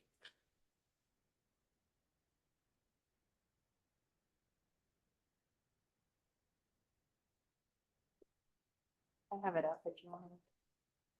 Not a page numbers on that, I apologize. So he's referring to Oh. other controlled substances.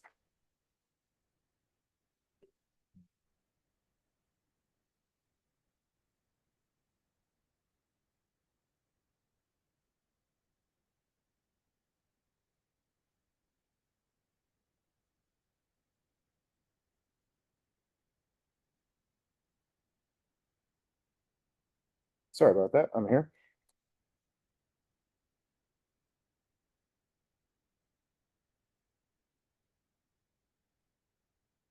In talking about the 630A reference?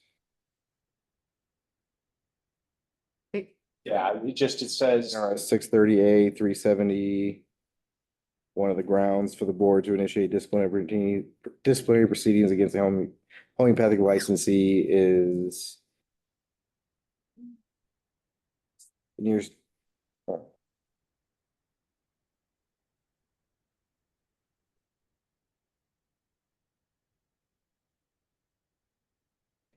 Well, I mean, if it's, I don't have it in front of me, but if it's just referencing a code that's within the homeopathic board, then yes, that's a typo and it should read the homeopathic board can initiate like discipline that way.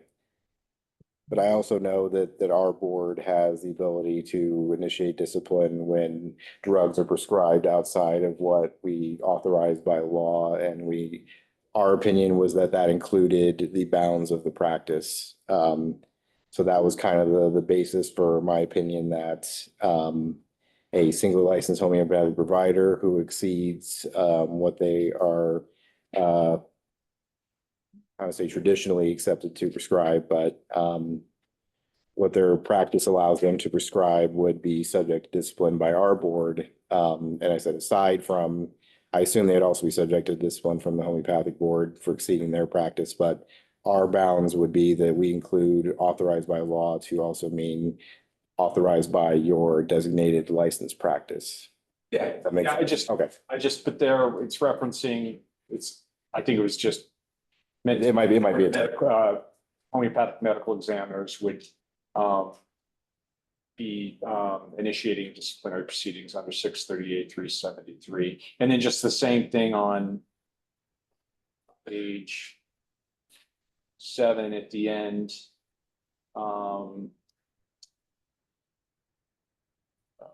The paragraph right before the conclusion. This case does not interfere with the pharmacy board's authority under NRS 630A-225 to initiate this. Once again, I think that was supposed to be the Typo. homeopathic boards. That's correct. Yeah, those are typos. I apologize.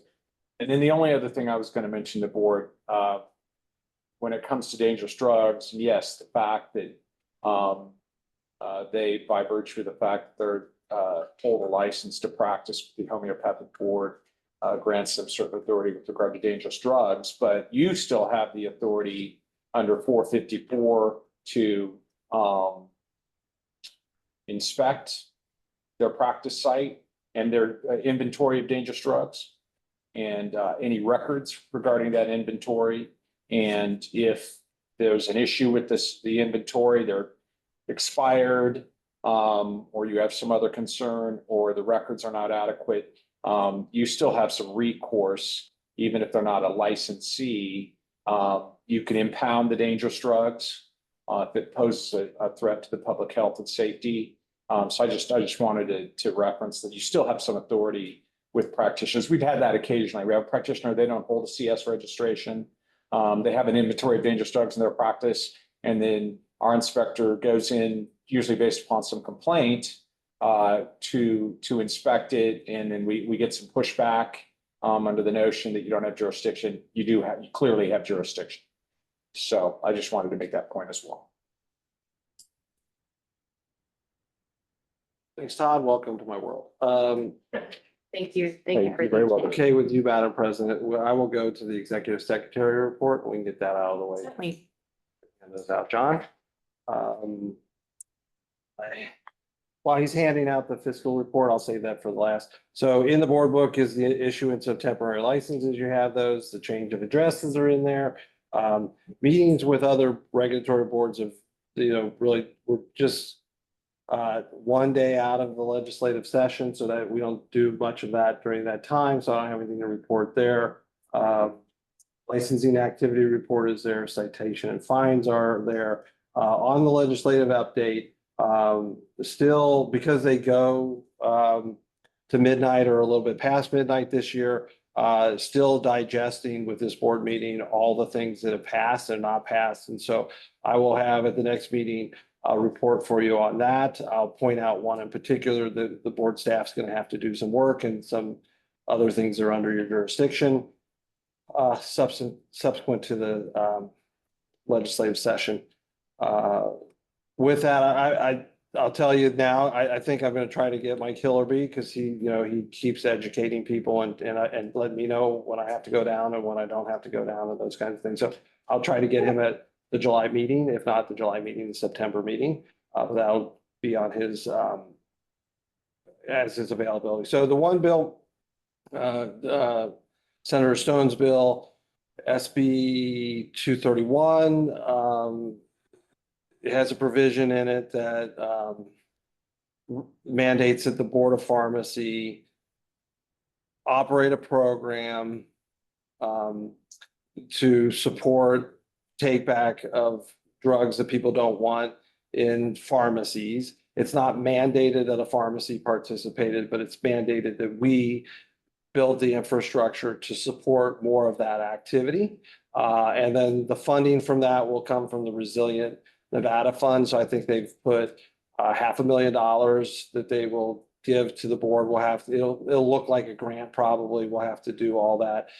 It may involve, I've talked to Adam and Helen about this. It may involve hiring one more person to, because that's not a resource that we have right now. So we may be hiring somebody for the life of that program to make sure that, they're done properly and inspect them and do those kinds of things. So we will have to negotiate with, and there's more than one person that we'll negotiate with to follow the RFP process of the state to be able to find the people that will destroy the products. But that, I think it's good for the public, but there's going to be a lot of work. I think I've mentioned this in the past. It was originally earmarked to go to the health department.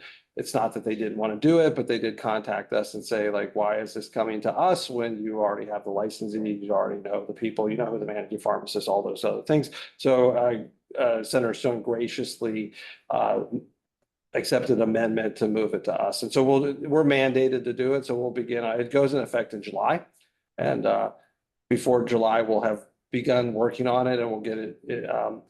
And again, people don't have to do it. They can do what they're already doing, but that'll be an option for, I think most of the pharmacies that are doing it will probably appreciate the support. And I think it'll stimulate maybe other people that aren't doing it now that might want to do it. So that's the big thing that came out of legislative session.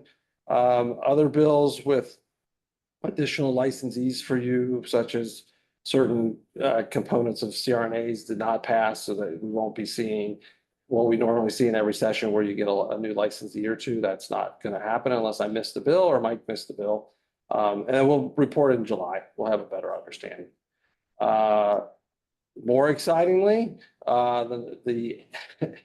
the NL, what am I calling it? NVLE. It's got an acronym now. That transition from our perspective, staff's perspective, and a lot of people aren't here that done the work yet, and Darla, Joe Dodge, Leo's behind me, he's helped, John's helped. We've successfully migrated to that. It started on June 2nd, because that was the first Monday of the month. We sent out on that day 100 or a little bit more than 100 passcodes to get into the test. We think we have a like amount that I think went out yesterday. There would be no reason why it didn't go. So I think at this point, the vast majority people have been notified that this is a new test. The questions we're getting now are like, when do I get my refund from NABP? And we're working through that. We worked very closely with NABP. They were very cooperative and gracious through the process. We've shared a list of people to make sure nobody dropped through. I think one board member has taken the test, but it's your test. So if anybody else wants to see it, you're welcome to see it. We'll put that together for you. See if Tommaso, give it to Tommaso. Good ace it. And so I certainly can, it's a big enough thing that I ask questions. I didn't realize the cost that was for people, and the numbers are a little bit of moving targets for people, but I think that we're not charging for the test. So that just, I know that there's always some confusion. So there's no additional charge for the test. And then they're not paying NABP for that test any longer. And I think that will save the applicants hundreds of thousands of dollars a year. So from the applicant standpoint, we have received no complaints about that. Doesn't mean that somebody isn't complaining about it. And we'll just see as they process the test. Remember that they can now take it as much as they want, and then they just have to work through staff with a new application to get to the second time to take it or whatever. And then I think the biggest feedback was I didn't have to arrange anything. I didn't have to go anything. I could just take it where I am. So I know that we had somebody in Hawaii that had to go to a different island to get to the testing site, and could not believe that wasn't necessary anymore. Thanks to you guys. So I can answer any questions about it. Yeah, so one, I just want to thank you and board staff for working on the new law exam. And I think this is a great new process. I'm excited about it.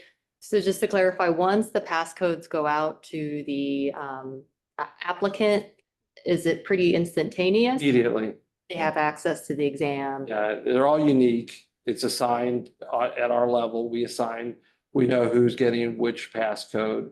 And then that opens up that, and they can take it at their leisure. So if they didn't, they could wait and take it if they chose to take it. Does the passcode have an expiration?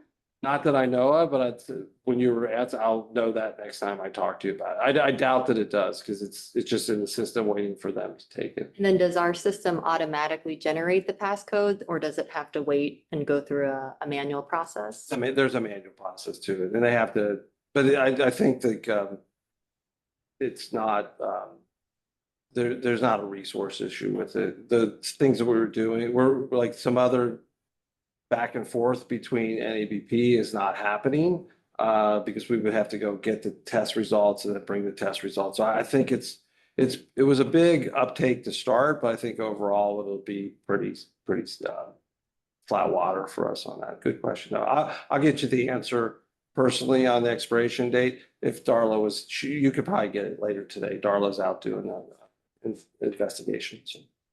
Great, thank you.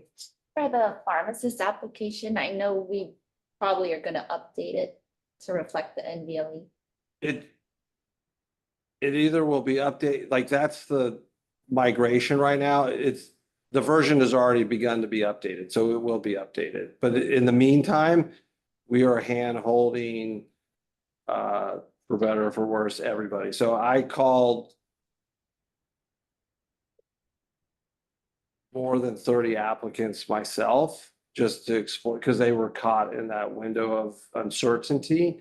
And just, I wanted to hear what they had to say about it. And I wanted to make sure that they knew where to go. So I don't think that there's anybody dropping through. NEBP is not accepting them anymore. But yeah, I've been running around a little bit, so I don't know where the application is, but I think later in this meeting, I'll reopen this and tell you where that is. And then I Did you go on the website and look? I Oh. figured you did, yeah, so. I'm not supposed to. No, you're not.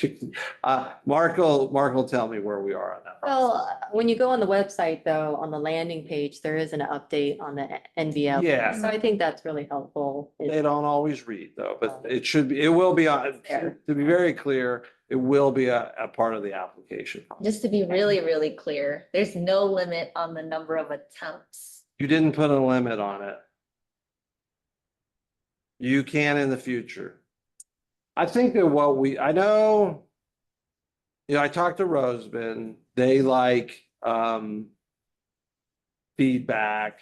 They would be interested in potentially getting pass rates and non-pass rates. And I think if that's something that you guys are interested in, the staff can do that. I was told that they lag a year or more behind to be able to see that window. And so they told me like I didn't have to worry about that out of the gates, but you would probably be interested in it, and I know they will be interested in it. Anecdotally, they'll be able to do it. And Helen knows this too, but they did for Roseman, and there's other people that apply, but for Roseman, they did their law review, and I was able to, with Darla and Yen's help, we got the information to them before they did their law review so that the students themselves knew what the procedure was. And it was just a unique opportunity to be able to plug into that. Good. Yeah, no, I'm super impressed at the speed that you guys were able to turn this around from when we first started talking about it. I thought sure this wasn't gonna happen until next year at this point, so. It's your staff, not me. So thank you guys. I think it is gonna be a really positive thing for students, residents, new applicants of our state. So, awesome work. Yeah. No, I hear Jade the test. Is that correct? Jade passed the I test. passed it, flying color. 100%. I just bring that up because it's your test. If you take it and you don't like something about it, you should tell us about that. So Jade had no trouble passing the test. That's for a fact. Dave, Thank you. Very excited about. You guys did it. Yeah, super excited how quickly it came about, but I would like to take the test. We'll take care of that. Also, maybe I've missed it already, but what safeguards are in place to prevent someone from passing along their passcode to someone else and taking the exam? Yeah, I think I think that can happen anyway, like it could happen in the current NABP world. Maybe they have more, I mean, they may have a more robust way because they're meeting the people in person and checking IDs and that. What I did in it, and you can see it at the website, we made it very clear that if you do that, you will not be a pharmacist in Nevada. We think we will bring them in front of you, and then that will be like and again, I think that the staff does a good job of when we put our mind to these things to be able to discover it. So that we have some techniques that I'm not going to talk about in public, but I'll talk to you afterwards about that particular thing. And so we'll be looking at that. But that said, we put a and again, they're supposed to be professional. So like, come on, let's do this right. But one bad egg. And so that happened with the other tests. It happened with the other tests. It got found and then they had to redo the whole test. So I mean that when you give tests, that's what people do. They should not do it and want to be a pharmacist. If they get caught, we put a very stern warning on it. Good question, though. You don't limit what they do during the test. It's more real life to me. So if they wanted a resource, you could do that in the real world and they could do it given the time. It's, oh, dang it. It's 150 it's 150. I won't mention it till I'll tell you later. The time, the number of questions and the time. There, I think, am I allowed to tell them the time you took it in, Jane? They took it in like 23 minutes and they have 90 minutes. So there's time that if they had it, they cannot jump around to questions though. So there's not a matter of like saving a question. You can only go through one. Again, real life scenario. You don't get to like go back to question number 3. Once you have to answer it. So if they were to try to use a resource, which is acceptable, they'll have to time themselves properly for being able to do that. Yeah, I think allowing unlimited attempts would hopefully kind of curb the desire to circumvent, because it's a low stakes in that regard, and hopefully it'll be more effective as a learning tool to understand the law and to look into it and to do that on their own. I think it would actually decrease that likelihood of any kind of inappropriate test taking. And the test is meant to, what board staff did is take real life items that you guys deal with every day and make that the focus of the test so that the outcome is they learn something through the process, not necessarily I want to cheat on a test just to pass it. So somebody will probably cheat. If they catch them, we will bring them. When we catch them, we will bring them in front of you. When you talk to Roseman about passing metrics and stuff, did they give you specifics of like, we want first attempt pass rates, we want ultimate pass rates? Because I think there's certain things that NABP reports that we want to kind of mimic with that. Yeah, no, they were just like, we're just happy. I did not talk to Roseman. I talked to professors at Roseman. So I don't know how Roseman stands on it, but I think it'll be, I mean, it's something different. If it's not working out, we'll do something different than that. I think the MPGA served a role. I think most states are probably going to go to the multi one, and then that dilutes what the state, you're going to have to know Arizona law and Oklahoma law and all that. So I think that I'm committed to this process. And again, thank you for the thank you. It was not me. I only went to one meeting that I was by myself. The rest of the time, the staff did all of it. Thank you, board staff. Yeah. All right, with that, we'll go ahead and break for lunch. Oh, I'll do the finances later. You want me to do them? It's 2 seconds. Okay, we'll do finances. All right, I'll do the finances real quick. Talk to Adam more than he signed on for. I think that he will He will confirm that. Nothing exciting on the finances. We continue down the path of closing out the current fiscal year, which will end in June. The only thing that Karen wanted me to point out to you is that we've run over lightly $6,686 on equipment, and that you've seen directly of what we've done. We've updated both the north and the south Zoom, and those were 7,000 apiece, and we weren't expecting that, but the oldest Zoom equipment died, and so we'll get some longevity out of these. But that was the only fiscal note that Karen wanted me to point out to you. So with that, I can take any questions. And we'll put a copy out for the public, or we Any are. additional comments by Put them out for the public. Treasurer Porat? I guess my comment would be, I didn't really know what I was getting into. I don't perceive this to be too much Okay, interruption. good. Good. Any questions regarding the budget?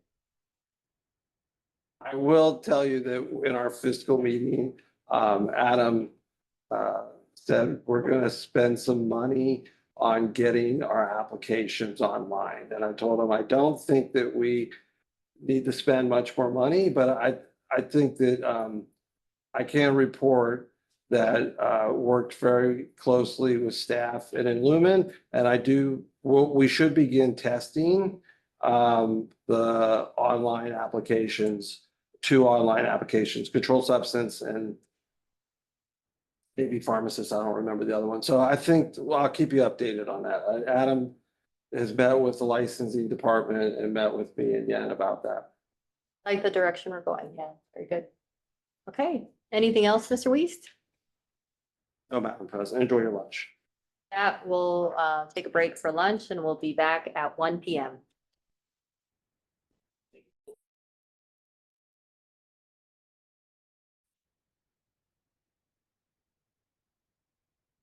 Okay, great. So we're going to continue on with our Board of Pharmacy agenda. I'm going to take agenda item 6B next, and that's for RxSeed.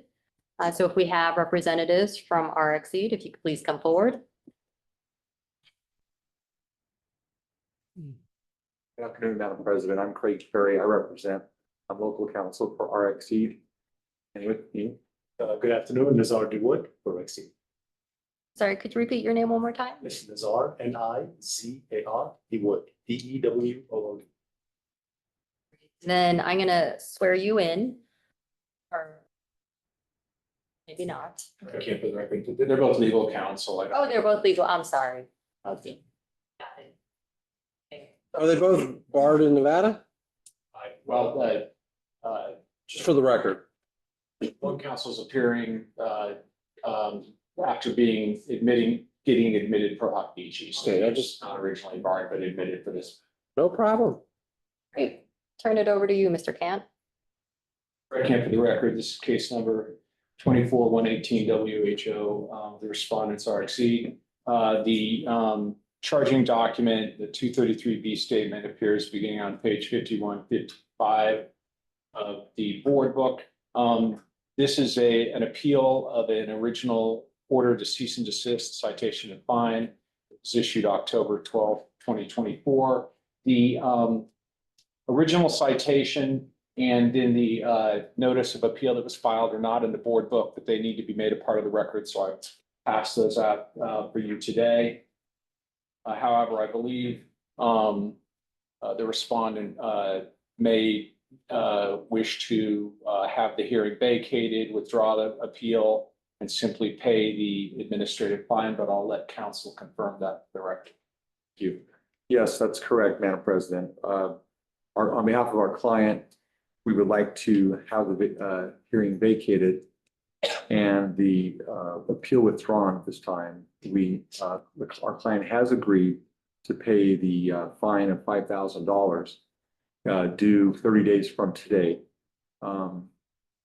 In doing this, we're not conceding or admitting that there was a violation. Basically, it's about the definition of the word broker and how it's interpreted. So our client intends to stay out of Nevada or to seek licensure or to file a petition for declaratory order to get some clarification on it. So that's what we'd like to do if you're with your permission. Board staff has no issue with that. So then we don't have to make a motion on this. It's just the order. We'll withdraw the request. That's correct. Board chair can vacate, the matter, so. Okay, we'll vacate the matter upon your client's request and, for, Nothing else? we did for today. Yes, thank you. Thank you very much. Thank you. Thank you.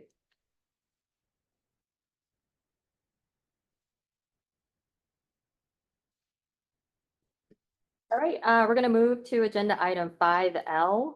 That is for Gary M. DeSajo. So if Dr. DeShazo or representatives are here, if you could please come forward. Okay, I'm here online.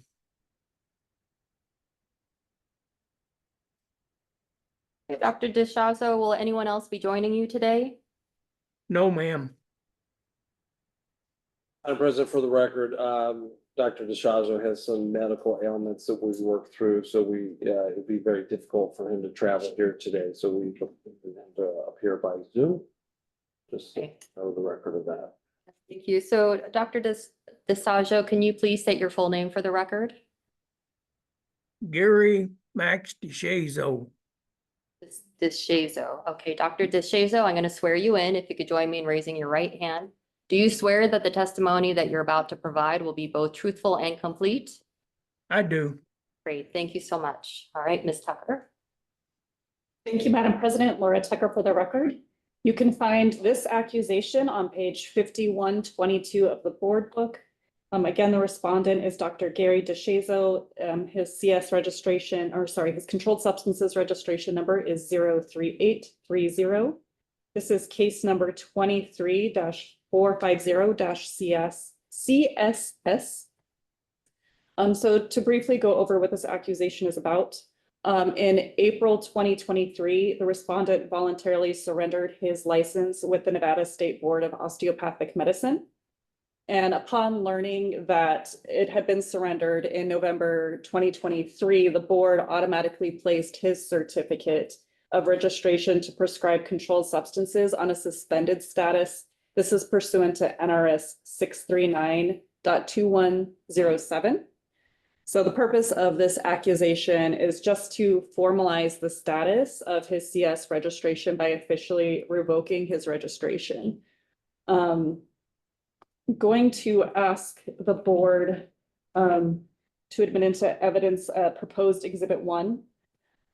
This is the settlement agreement that Dr. DeShazo entered into with the Nevada State Board of Osteopathic Medicine. While Brett is handing that out, I also want to go over the counts that are included, or the charges that are included in the accusation. So count 1 is a violation of state law relating to prescriptions for certain controlled substances.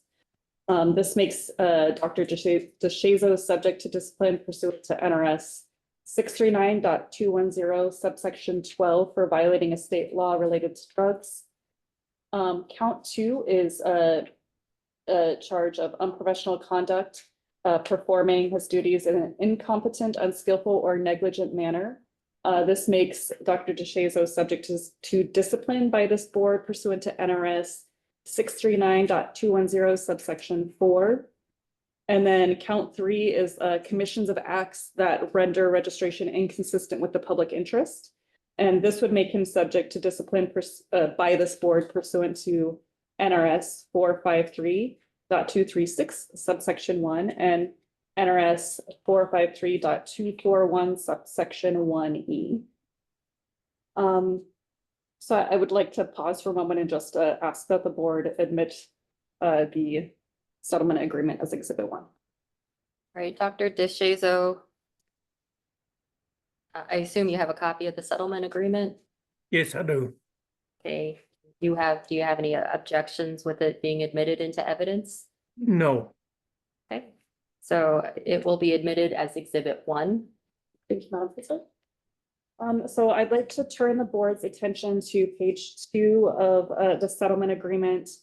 And on paragraphs 2 through 4, specifically paragraph 4 is where Dr. DeShazo agreed to the conduct that is the principal conduct alleged as the basis for disciplines in counts 1, 2, and 3. And then I would further like to ask the board to turn to page 5133 of your board books. That's Dr. DeShazo's answer that he filed in response to the accusation before you today. As you can see in paragraphs 1, he admits to counts 2, that counts 1, 2, and 3 were already adjudicated in this document, and that he voluntarily surrendered his federal DEA license and his Nevada controlled substances registrations following that. So he has already, again, admitted to the conduct that has been alleged in the charging documents. And that's all I've got for today. I think for the I think Dave Weiss for the record, I think for the doctor, he's not arguing that those things happen. But I think he would like to just tell his side of the story. So I think Laura's done, so we can turn to him. Dr. DeShazo, did you want to provide the board with any additional information? Yes, on page 2 of the settlement agreement order of the osteopathic board, and number 2 at the top. On October the 1st, 2020, Nevada State Board of Pharmacy notified the osteopathic board that I was one of the largest prescribers of benzodiazepines. Now, Richard Dietzer, who is the board general counsel for the osteopathic board, said that the pharmacy board has a program, high prescribers list program, that identified me as one of the largest prescribers of benzodiazepines. And so therefore, October the 1st, 2020, the Board of Pharmacy sent a referral to the osteopathic board, who started investigations that led to all this. So the Board of Pharmacy does not have standing here, because they've already referred it over, ceded their jurisdiction to the osteopathic board. And I would have fought the osteopathic board, but I lost my son to fentanyl poisoning and it broke my heart, so I decided to retire. So the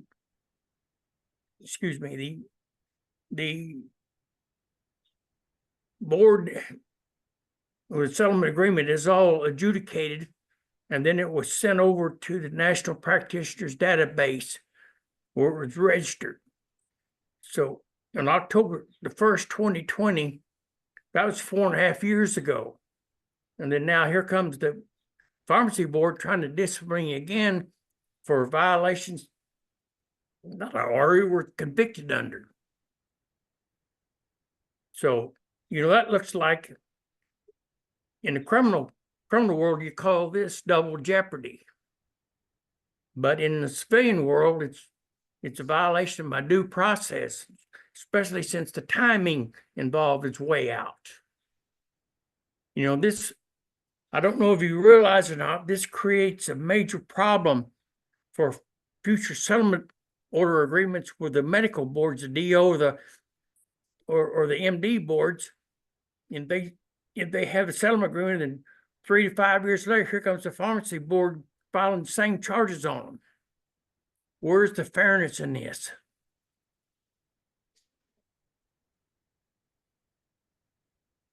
All right, so Dr. DeShazo, first of all, I'm sorry you lost your son to fentanyl. Thank you, ma'am. I'm sorry to hear that. As far as these charges or these allegations, you have adjudicated it with the osteopathic board, but you have not with the Board of Pharmacy, and you held different licenses. So this is what we're doing now to kind of complete and I don't finalize. have a license anymore here in Nevada. Right, but this still totally took disabled. place. Yeah. So I I hear your objections to it, but unfortunately, that doesn't change the fact that we need to adjudicate this matter in front of us today. So with that, I'll turn it back to Ms. Tucker. Thank you, Madam President. Laura Tucker for the record. I want to add in response to Dr. DeShazo's argument that NRS 453.577 states that the authority of this board isn't limited by the authority of any other regulatory body. So therefore, any action that was previously taken by the Nevada State Osteopathic Board would not impact our ability to also bring charges. As you stated, Madam President, this is a different licensing body, and therefore we want to form, what we are asking is that although he did not renew his controlled substances registration and it was placed in suspended status, we still need to formalize this with a ruling from the board. Okay, thank you for that, Ms. Tucker. Can we? So that's all that we have. I mean, I think, Dave Weiss for the record. So just to help him, because he's not, represented by counsel, but he's obviously done a good job of, representing himself today. I think that you can ask him any questions and then you can proceed. I think that we would, I don't think I mean, you guys do this all the time, so we don't need to tell you what our recommendations are. But he may have different recommendations depending on what happens. And so, and that will be for you to decide, but you know, you see this case all the time, and it's unfortunate that he's here today. But this is a case that you're the circumstances you're very familiar with. And so I think that if you want to ask him any questions, now will be the time to do that, or you can do your ruling. Yeah, so I don't necessarily have any additional questions for Dr. DeShazo. It sounds like he's not contesting the settlement agreement, and he has acknowledged and he has admitted to what has happened. I think his concern is mainly that it's been adjudicated from another regulatory body. But again, that is different than our licensing board, and we do have the authority to proceed. So I think, you know, unless other board members have questions, I'm ready to move forward. And you might give him one last chance to say any closing statement that he may want to do, and then we can do it. Are there any other questions from board members? Okay, Ms. Tucker, did you have any other closing statements? No, I just asked I'm asking that the board formally, make some findings of fact related to the accusation, and then also formalize the revocation of his CS registration. And then Dr. DeShazo, I'd like to give you another opportunity to make any additional comments to the board. I'd like to ask a question, if it'd be okay. Is this a novel act that you're doing against other No. providers? Am I the first one? No, unfortunately, you're not the first one. Okay. But can you see where this could undermine future settlement agreement orders with the medical boards? If the pharmacy can come along 4.5 years later, which is untimely, and I think it's outside the statute of limitations too. I think that the Attorney General would have to give an opinion on that. What I may suggest is, I know that you've had good dialogue and you've been, involved in this during the whole process. So Laura is still available to you afterwards and can explain these things to you, but I don't think the board's in a position to answer questions about the legality of it. You have Todd there, he knows the legality of it. If you were going off a cliff, he would tell you that. So I think, I understand trying to understand it, but I think that would be for Laura after the fact, or me, or whatever. And then he has other remedies, which he can, I mean, we're all aware of his remedies, so if he wants that. Thank you. But again, we understand what you're saying to us, sir. Okay. All right, so then with that, board members, do we want to make any findings of fact? For the record, I'd make a motion that we make findings of fact and conclusions of law consistent with paragraphs 1 through 12 of the accusation. Taylor, second. Okay, we have a motion by Ms. Jacobo, a second by Ms. Taylor. Any further discussion? Madam President, what is it? What is it that we're doing here? He's already at this, we're just making it formal administrative move that he's given up. Yes, so we have to close the loop essentially. So the osteopathic board did what they needed to do regarding his license, and now we have to do our part with his license with our board. So in terms of, it's just on the record, putting down that he gave up his DO license, and then his license here was, Did not renew his license. didn't renew it. License. He does not currently have a license. So we're not gonna be, it's not an additional. It's not an additional. Not as an additional, you understand that, doctor? Completing You it. hold a license with the osteopathic medicine, so they had action against you. You have a license with us. We have action against you, which doesn't amount to anything because you've already didn't renew it.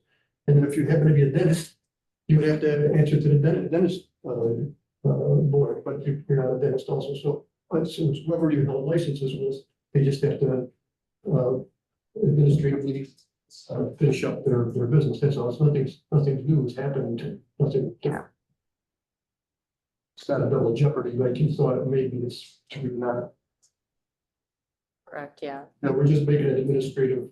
You give up your license and we're saying, okay, thank you. Basically, that's what this board's doing. Not trying to punish you for anything. Just want you to understand. Closing the matter out, yeah. Okay, all right, we have a motion and we have a second. Any further discussion? Okay, hearing none. All those in favor? Aye. Any opposed? Okay, that motion passes. I move that we find Dr. DeShazo guilty of counts 1 through 3 of the accusation, consistent with paragraphs 13 through 15. Okay, motion by Mr. Kobo, second by Mr. Porath. Any further discussion? Okay, all those in favor? Aye.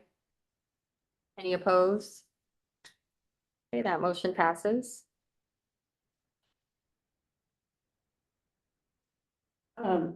Madam President, if I could speak, sorry.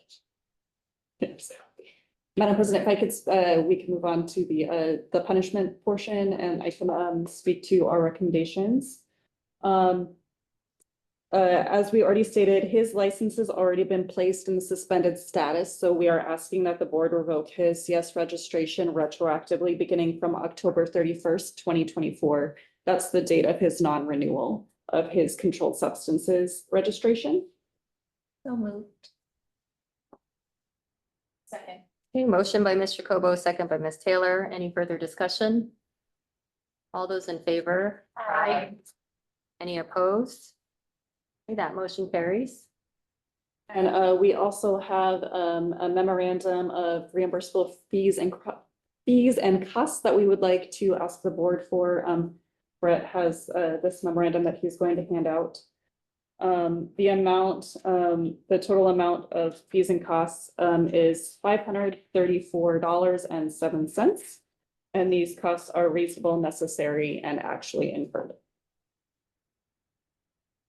And once the board has a chance to look that over, I would like to ask for the board to move to admit this as Exhibit 2. Dr. DeShazo, have you seen the memorandum of costs and fees? Do you have a copy of it? It just said like $500. Yes, $534.07. What's that for? Those are the attorney's fees that were incurred as part of the administrative action. The fees and costs of board staff and attorneys. Do you have a copy? No, I don't have a copy of that. I just heard it's $500. It's okay, as long as you have it on the record.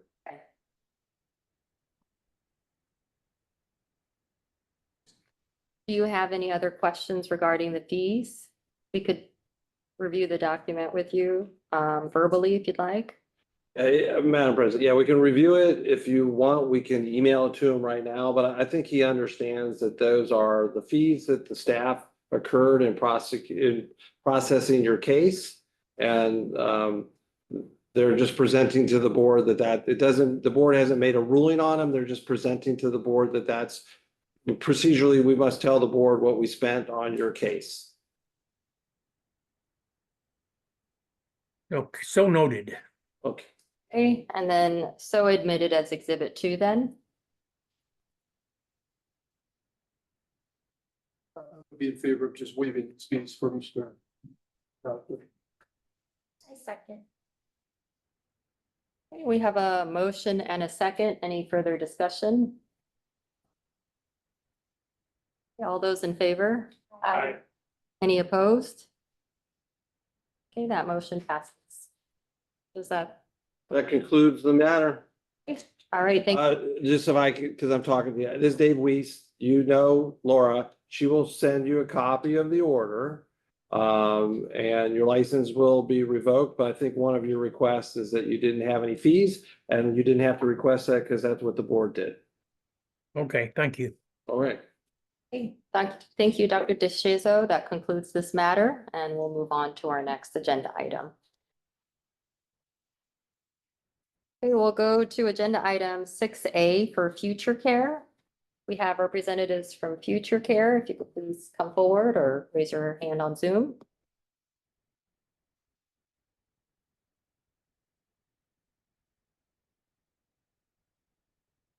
Greg, are we expecting them in person or?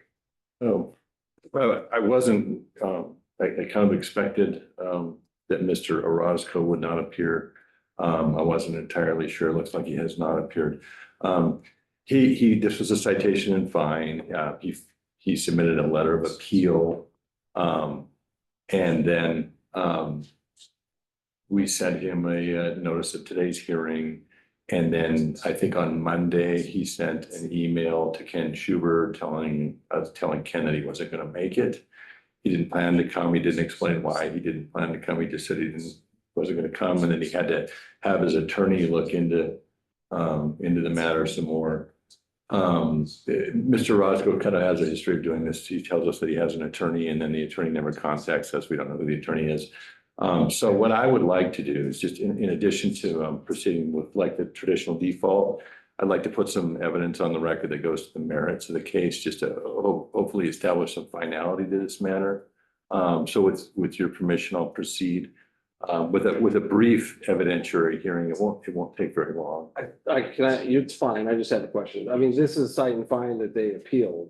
So I see getting finality and I know I'm just asking Todd, what procedurally, how would you advise the board to move forward? There's nothing wrong, sorry, Senior Deputy Attorney General Todd Weiss, there's nothing wrong with making a brief factual record, even when you have the event of a default. And then, but ultimately the board will be voting to, deny the appeal based on the non-appearance of the party. But the factual record will still be established with that, so certainly no issue with that from a legal perspective. And then I think procedurally, when somebody appeals something, just by matter of law, that can become considered discipline depending on the circumstances of that. So that will proceed under that manner. If you deny the appeal, then that's how we will proceed. Unlicensed practice, which I don't know if this is or not, is already submitted to the national database. So it probably won't change anything, but I just want to make sure that you know what's happening. Thanks, Greg. I have a question for Counselor. If he appealed it and he doesn't show up for the hearing, isn't the appeal moot? There's over, there's no more appeal. Well, let me interject there. He appeals, but there's no hearing set, right? So we have to send him a notice of the hearing and tell him when to show up to. It was today, but arguably we have to establish that we send him notice of the hearing so that we can, I think the email from him to Ken Schubert saying, I'm not gonna show up is sufficient to show that he was on notice that there was a hearing today. But I'd like, you know, at a minimum, just offer that into evidence so that we have that as a matter of record. If we can do that. Todd, did you want to answer Dick's question? No, that's correct. And for, I mean, it kind of operates the same as any other default. He was given a notice to appear, particular date and time. Regardless of his email, you can say, I'm not going to be here. That's the day he was still scheduled to be here for his appeal. So it operates the same as any other default with the showing that there was proper notice. And I agree with counsel that the email to the board staff indicating that he wouldn't be here on this date indicates that he was aware that he was supposed to be here on this date. Thank you. Okay, let's go ahead and continue then. Okay, so if I may, I'll just call Ken just to lay a little bit of foundation for the email and then I'll wrap up. That's okay.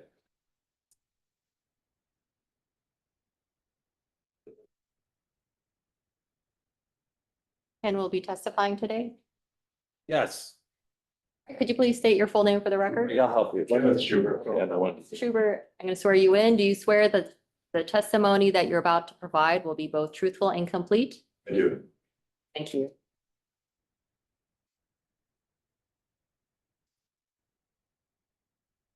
Ken, what is your position with the Board of Pharmacy? I'm an investigator, How long have you been an investigator with the Board of Pharmacy? 14 years. Did you have an occasion to investigate a business by the name of Future Care? I did. Okay, and what was the nature of the complaint that you received regarding Future Care? Well, the complaint was when our inspector Bush went out to do the annual inspection. There was no one there. He made a phone call to the owner that was on record. And the owner said that he had sold the business 3 months after he took over the business. And he really had nothing to do with it anymore. So what did you do at that point? How did you begin your investigation? Well, I first of all, I went back out to the same facility that Inspector Bash went to and looked at the facility. It was closed. There wasn't anybody there. It had the name Future Care on the door, and they also had a phone number you could call. I made the phone call, and it was disconnected. And according to Board of Pharmacy records, what kind of a business was it? It was a medical products provider, correct? Correct. Okay, and was there any signage on the business? Yeah, there was signage on the window. So it indicated that Future Care was there for business? They weren't. So when you called the number that we had on file, you didn't get a response, is that correct? That's correct. So what did you do then? So I went back and I looked through in Lumen, pulled up the old application and looked to see who the owner was, and which was Tony Orozco. And I ended up calling the number that was on the application, was able to get a hold of. So the person that answered the phone, did he identify himself as Tony Orozco? Yes. Is it Tony Orozco the same person, to the best of your knowledge, as Julio Orozco? There's a Julio A. Orozco and a. Yeah, it's Julio Anthony Orozco. Okay. He goes by Tony. So did you ask him to provide you with any documentation concerning the sale of the business or change of ownership of the bit, anything like that? I did. What did he say? He said that he sold the business last year, and he wasn't involved anymore, and he really wasn't going to offer any information. Did you ask our licensing folks, Mark Cedar, for example, to run a check to see if there was any record that he had notified us of a sale or a change of ownership or anything to that effect? I did. First of all, I went in to see if I could find if there was any change of ownership. I didn't see anything. So then I asked Mark if he could check and if he could do a deeper dive. He did run all of the emails to see if anything came up at all with Future Care, and it did not. So there was no notification that went to our board that there was going to be a change of ownership and that he sold the business. At some point, did Mr. Roscoe indicated that he had an attorney. He did. It was after the second conversation I had with him that he told me that he said he wasn't going to discuss anything. He gave me the name of the person that he sold the business to and that person's phone number. I did reach out to that person and no one answered. It was a bad phone number. So you're never able to contact that I person? did. I also called the owner of the facility where they were renting the spot from. I did talk to that owner. He provided me the same name, same phone number. He did provide me with an email, so I tried the email address and that bounced back as well. Okay. Did you ever hear from an attorney in connection with this matter? I did not. No one responded. Okay, so I've given you what has been marked as, I marked it as exhibit 6. I had 1 through 5, but I'm just going to skip to 6 to kind of expedite this. Do you recognize exhibit 6? That's this one. That's the one in front of you. Yes, I do. What is it? I came into work yesterday and I saw this email. And it was an email that he sent to me on Monday, June 2nd at 2:04 p.m. Can you read that for the board? It says, I will be out of town the weekend of the hearing. You'll need to reschedule and my counsel needs time to get up to speed. Kindly, Tony Orozco. And have you heard from counsel? Negative. Those were all the questions that I had, and I would rest my case at this point and make some recommendations regarding citation. Great. Any questions from board members at this time? All right, I'll turn it back to you, Mr. Sunino. Okay, so the statement to the respondent, notice of a hearing, appears at page 5148 of your board book, and that's the document that we generate after we do the citation. We'll issue a secondary document that shows that that it effectively duplicates the citation. And I would first recommend that you find that Mr. Orozco was on notice of today's hearing and chose not to appear. I would recommend that you make findings of fact consistent with paragraphs 1 through 17 of this statement. I would recommend that you make findings of law consistent with paragraphs 18 through 27. I would recommend that you make findings of guilt consistent with paragraphs 28 through 33. And finally, I would recommend that you affirm the fine that was imposed in this case in the amount of $1,000. So before we go into that, I do want to admit the document that you referred to as Exhibit 6 into the evidence. So admitted. And then now let's move to the findings of fact, conclusions of law. I'll just reiterate everything.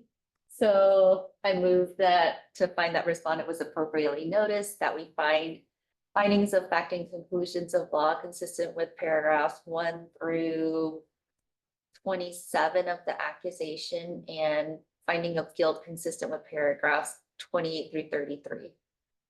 And then there was a fine. And a fine of $1,000 to be payable within Payable immediately or 30 days. within 30 days of Today's date. Second. We have a motion by Mr. Kobo, a second by Mr. Porath. Any further discussion? Hearing none, all those in favor? Aye. Any opposed? Okay, that motion passes. All right, next we'll move to agenda item 7. And that is for Festus Ivanka.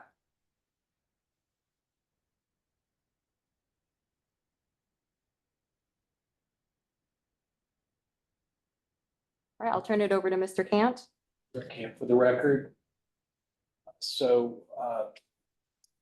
this arises from order the board issued in case number 19-012-CS-S. In the matter of Festus Ivanka APRN. Controlled substance registration number CS 23430.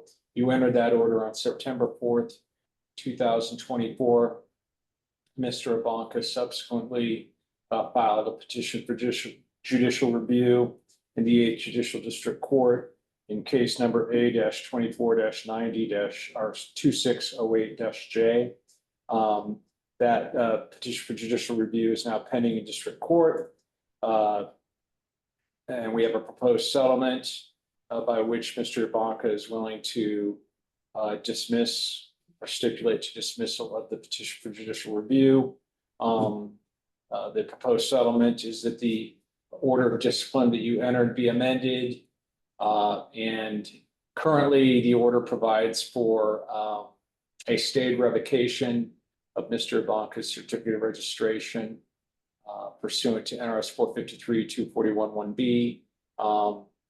The settlement proposal is that the revocation be vacated and rather that Mr. Ivanka's controlled substance registration be subject to a state suspension for the balance of the 3-year probationary period, which would end on or about September 4th of 2027.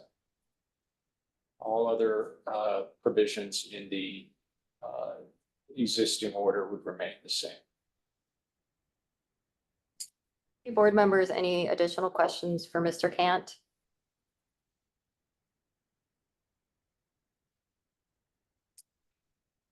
I move that we uphold the existing order. Second. Okay, we have a motion by Ms. Jacobo, a second by Ms. Taylor. And just to clarify, that would be, if you amend the order, that would be effective immediately. Oh, we're upholding the order, not amending. Effective. Upholding. Thanks. All right, we have a motion and a second. Any further discussion? Okay, hearing none. All those in favor? Aye. Any Aye. opposed? Okay, that motion passes. All right, thank you for Madam that. President, Dave Weiss for the record, per your instructions, we've attempted to move people from Thursday to Wednesday. Todd, you're welcome to stay. We'll do maybe Greg's or Laura's general counsel report if there's anything, or sorry, yeah, general counsel report. I do, just briefly, I've mentioned the Bigelow case several times in the last several months. Laura and I filed our answering brief. That matter is pending before the Nevada Court of Appeals. We got it filed within 30 days. We didn't have to request an extension. I think we did a very good job. I think Laura did a great job. I think Yen Long provided some good feedback, and we incorporated that into the brief. So I think the brief's done. It's on file.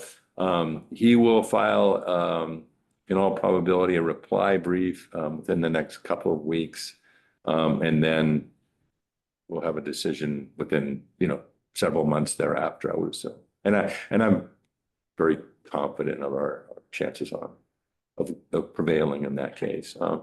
Laura, if you had anything to add, or Brett. I don't have anything to add. Laura, take over the bridge.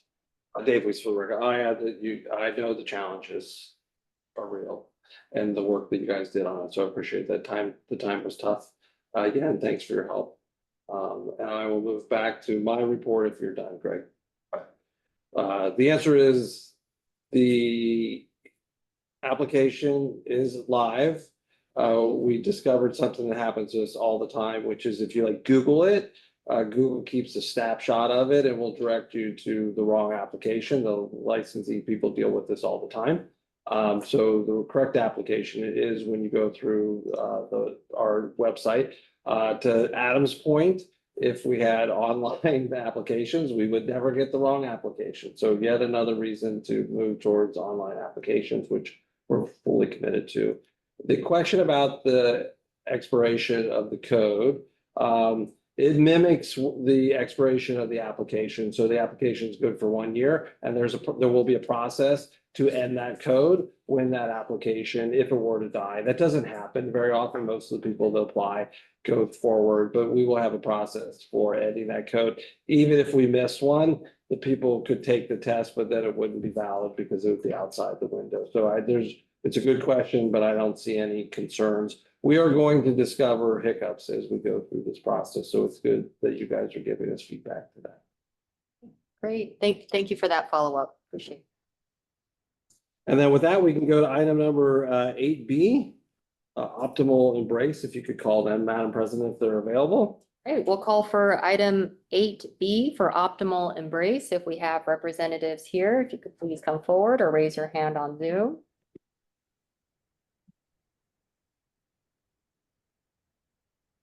We're here.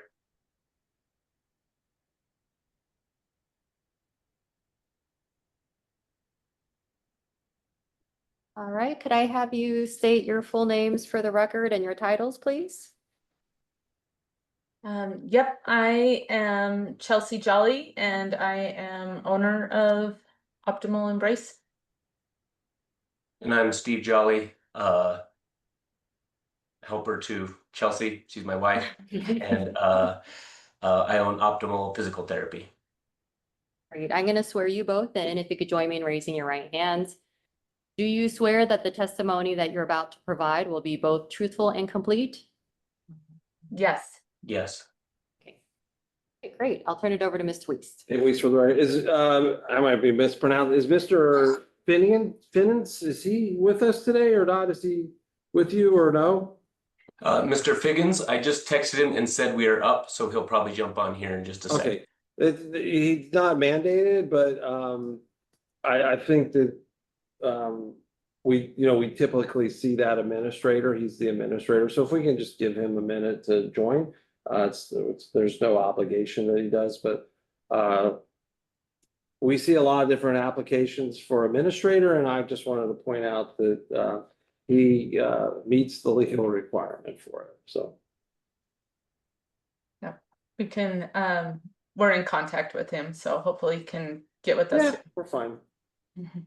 We'll give him a minute, and then if not, I will proceed with other questions. And if he doesn't join, there's not the board will rule, but I think it'd be nice to have him if you plan to have him.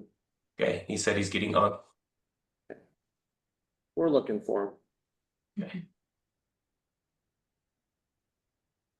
Board members, while they're doing that, this is a application for an MDIG provider with no wholesaling. It starts on your board book on 5254. And Chelsea's listed as the sole owner. No mention of any helpers.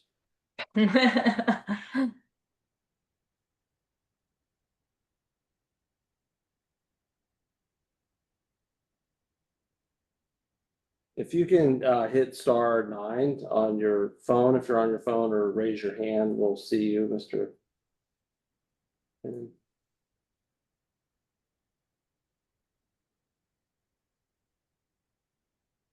We found him. Matt, are you there? Can I call you Matt? There you go. Go ahead and hit *6 or start talking. Go for Matt.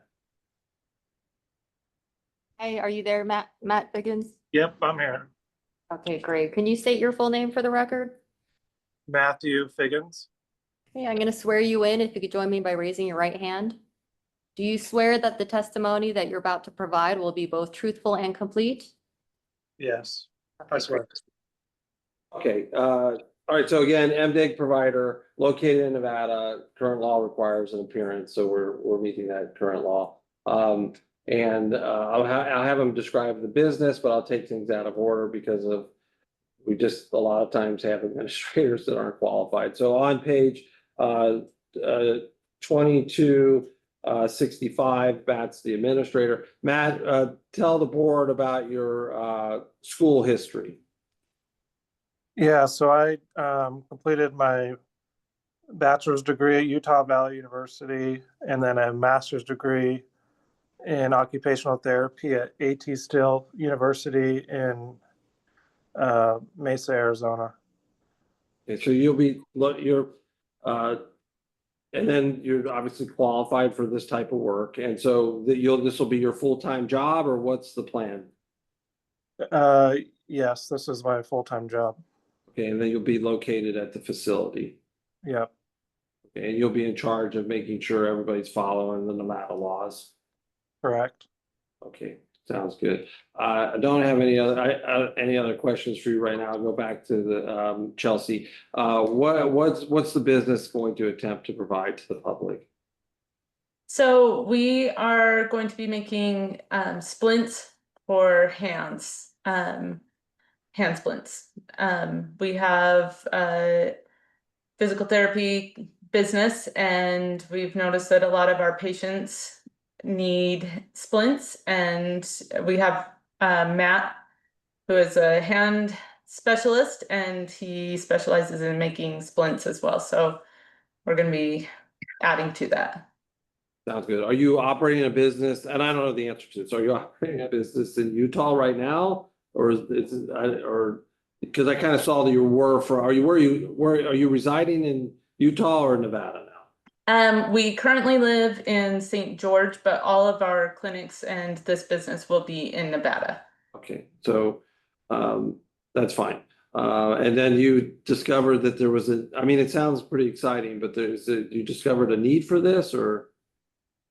Yeah, we have a lot of connections with different doctors who refer to us, and we have a lot of patients who come to us for hand therapy and rehab with our different physical therapy and occupational therapy. So we've realized that this is an area that we can help our patients.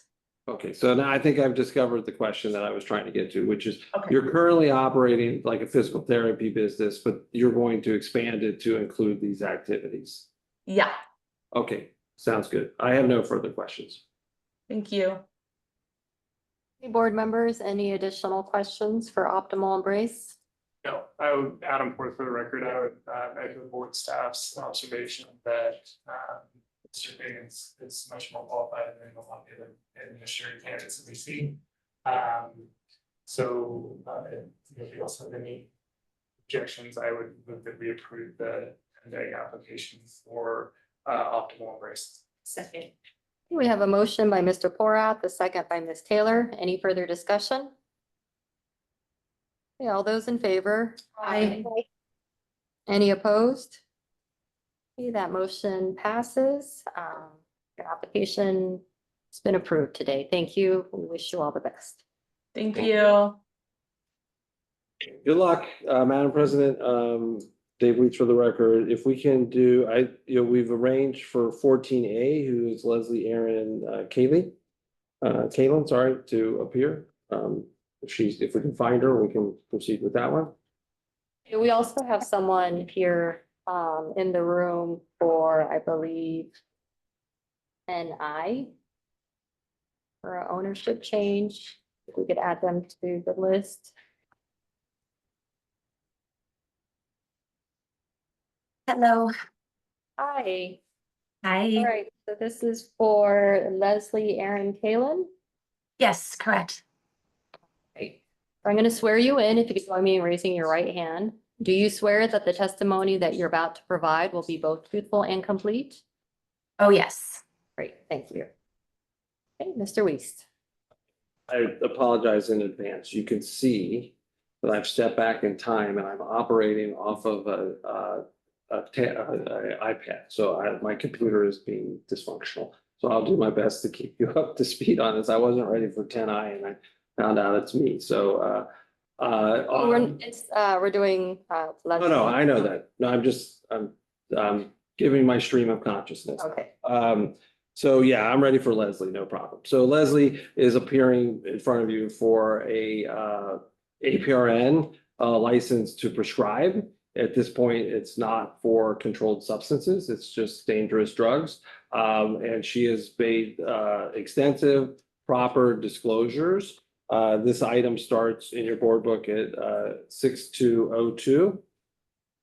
And you've already, read those, or I'll have her walk her through. So I think that she has a history that was, some of which she was a victim of, and then some that she participated in related to her potential for prescribing. And if you go to page 6208, I think the reason why I put this on the agenda is that in March of 2021, she realized that she was not in a good position to do any prescribing.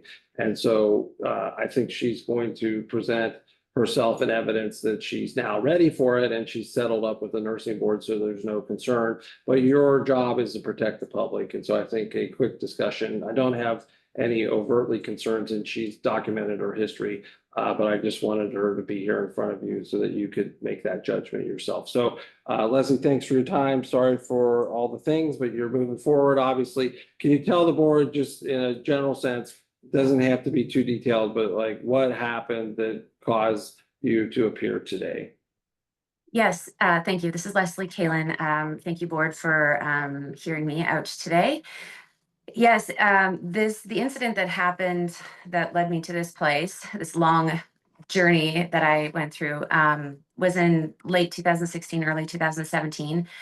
I was going through a very challenged divorce, and I was working getting my doctor in nursing practice, wanting to be innovative, working in a psychiatric place, wanting to help my clients get off of controlled substances and help them get off of their anti-anxiety medications. And I was dating somebody, one of my colleagues at the time, who was wanting to help me be innovative, and got involved with a compound pharmacist that I thought was a solution to all my problems. Didn't realize that the money that was being left in envelopes, weirdly on my desk, as a, hey, I know you're having a hard time, let me help you, was actually part of the scheme that he was involved in, utilizing my prescribing privileges that I was not aware of. Until my boss, a couple of months later, came to me and said, what's going on? Are you in this scheme? You guys have been charging all this money for prescribing modafinil. And I was shocked, didn't know what he was talking about. I confronted my romantic partner and coworker at the time, and he said, yeah, and you've been getting money from this, and if you do or say anything, just watch what will happen between, to you and your children. And I have extensive emails and text messages, sorry, of the threats. I was silenced in many ways. Anyways, fast forward a year later, I was indicted for many charges, went through a rigorous process over it's actually June 1st of 2018 was when I was indicted. Went through 2.5 years on pretrial, following every order, defending myself, and illuminating the reality of the situation.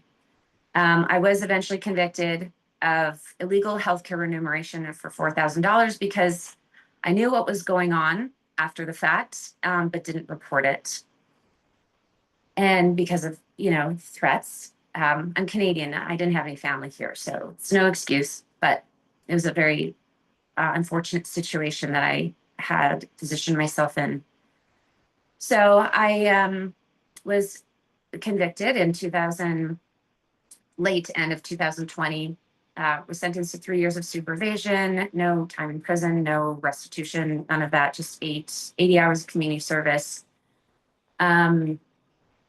I was let off after 1 year of supervision because they had said I was low risk, I was compliant, I was a mom, I was trying to work, but it was very humiliating to me. I was embarrassed. I left practice for a short time, surrendered. I had actually given up my prescribing licenses with you when this had happened, and with the Board of Nursing. Went through therapy and coaching to really ensure that I didn't end up in this situation again. Didn't trust myself or the medical community or my choice in partner. So I went through rigorous time, still see a coach. So fast forward, I went through 2 years of supervision, with the nursing board as an RN. I have my NP license back. They granted me full reinstatement with my prescribing privileges. The Inspector General is welcoming me back. I was on the exclusion list for 5 years. They're welcoming me back at the end of this year, which September I would be ready to apply for, which I think you have all of the information there. Without any restrictions, they're just like, your time is up. You've gone through your process. And I don't have an interest in prescribing controlled substances. When this all happened, was trying to do the opposite. I was trying to help people get off their pain meds and help them get off their anti-anxiety meds with innovative solutions. That's backfired because of my own naivety, I suppose, at that time, and my own fear. So I've gone through, like I said, 8 years of demonstrating to myself that I'm ready. I've been doing well in nursing practice and with the federal supervision and all of the things. And I'm so confident and so ready. And I would love to be able to help the Medicare, Medicaid population with just the, dangerous drugs only. So I'm comfortable with, that's what I believe in. It aligns with my core beliefs. I promote more lifestyle medicine changes versus prescribing, but I understand there's a need for that. So I'm here requesting for my prescribing privileges to be reinstated for dangerous drugs only. If you have any questions, I'd be happy to answer them completely.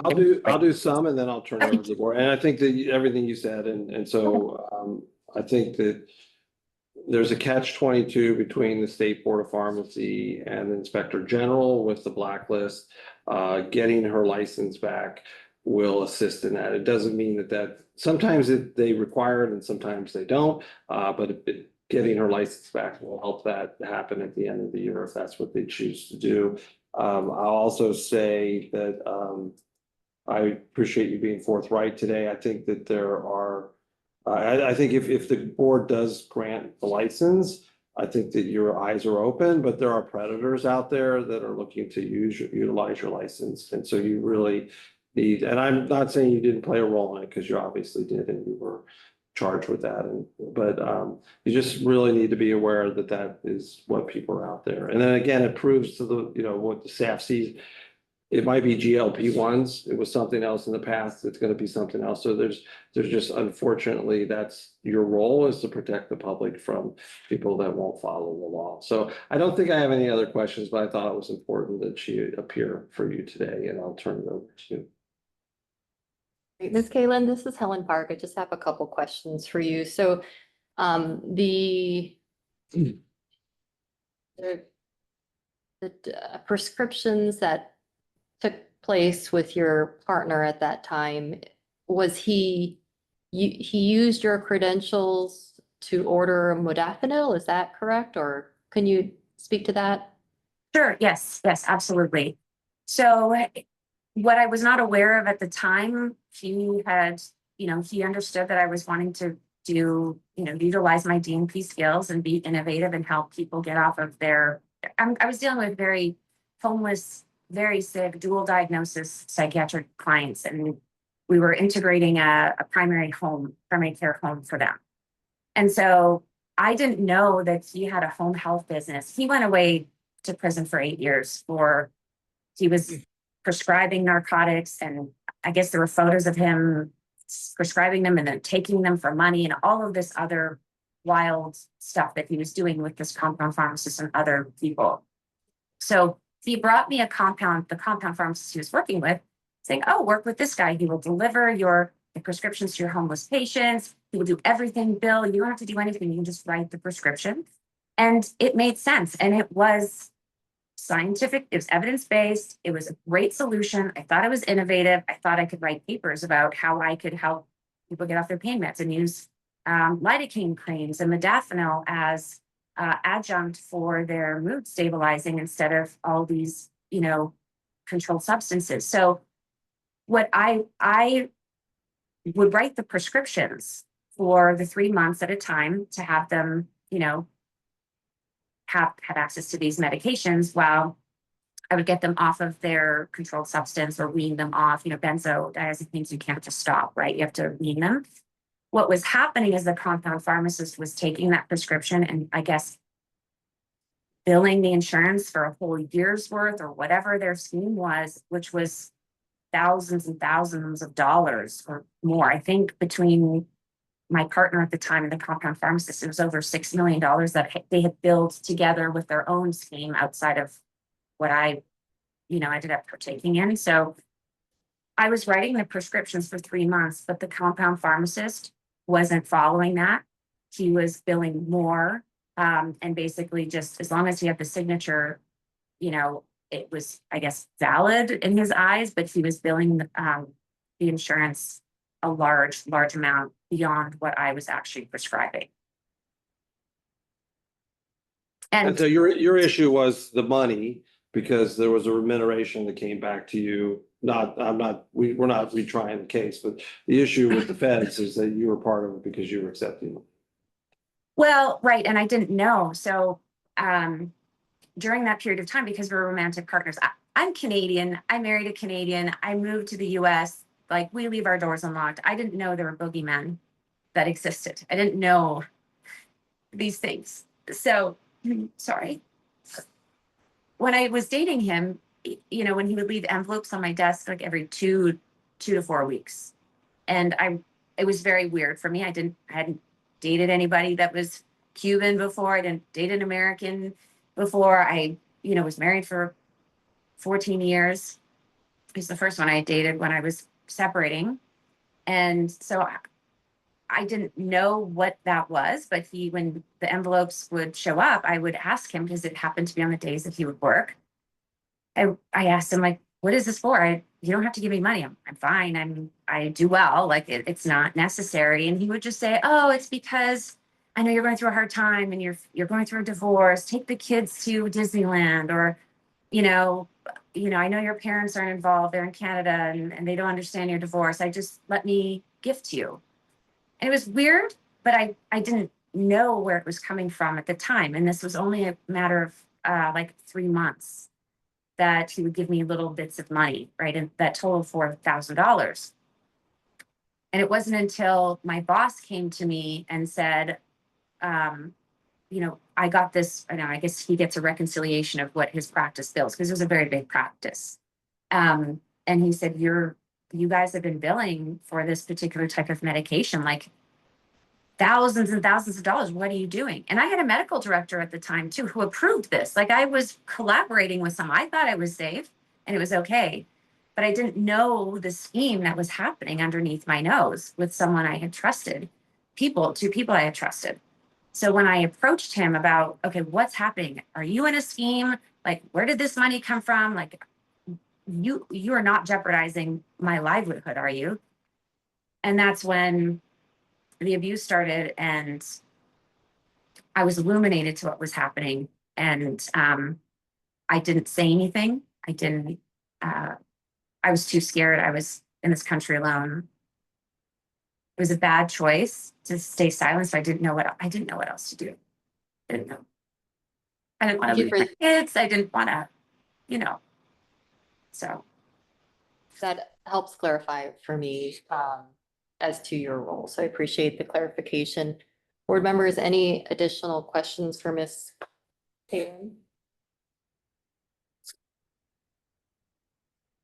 I don't have any questions. I would just comment. I mean, I think that she's obviously gone through all of the proper steps as far as what she needed to do with the nursing board to get her RN and APRN license restored, and certainly from the time perspective of getting off the exclusion list, it seems like I don't have any reservations this time about her prescribing authority without convincing. All right, any other? Sorry, didn't have the motion. Oh, and I guess to that end, I would move that we approve prescribing privileges for Leslie Kalin for dangerous drugs only.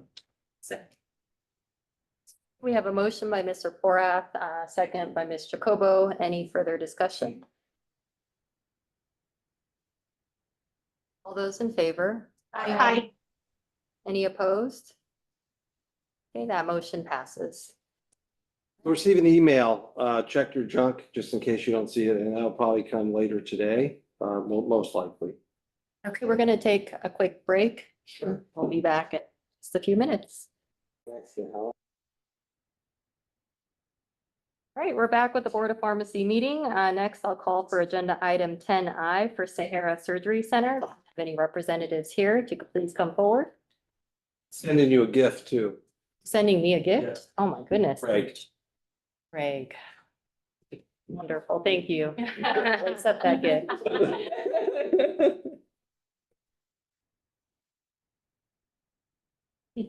All right, hi, good afternoon. I could have you state your full name for the record. Go hello. PIC for Sahara Surgery Center. And I also have the administrator on Zoom. Yeah, I think we have some hands in, so yeah, and we do, yeah, we'll wait till, we're looking for that person too, but Mark had given me a heads up that there'll be two people. Two additional people or? One additional, maybe more. I don't know if Kelly Lore's gonna appear or not, so is it Kelly? That's It's Kelly. Okay, sounds good. So, again, because we're having odd things happen today, Kelly has already signed a letter stating that you're allowed to speak on their behalf, but with her being here, there's no issue with that. But they pre-submitted that because they knew what they were doing. So Kelly, we're unmuting you right now, Kelly. So hit unmute or start talking. Hi, this is Kelly Laurie with Sahara Surgery Center.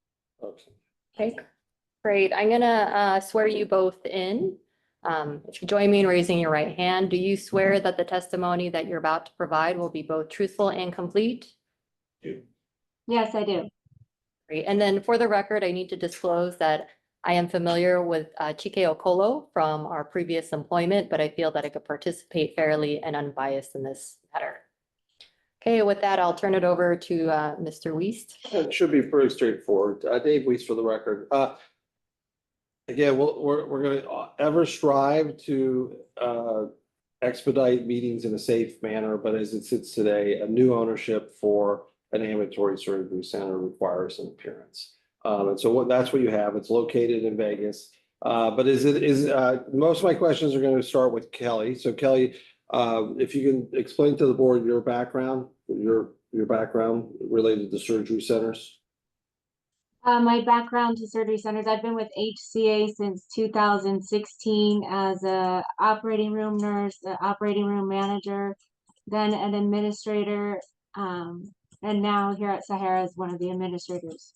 Okay, is Sierra, the legal entity is a partnership, Sierra Outpatient Surgery Center, is that a partnership between doctors and HCA?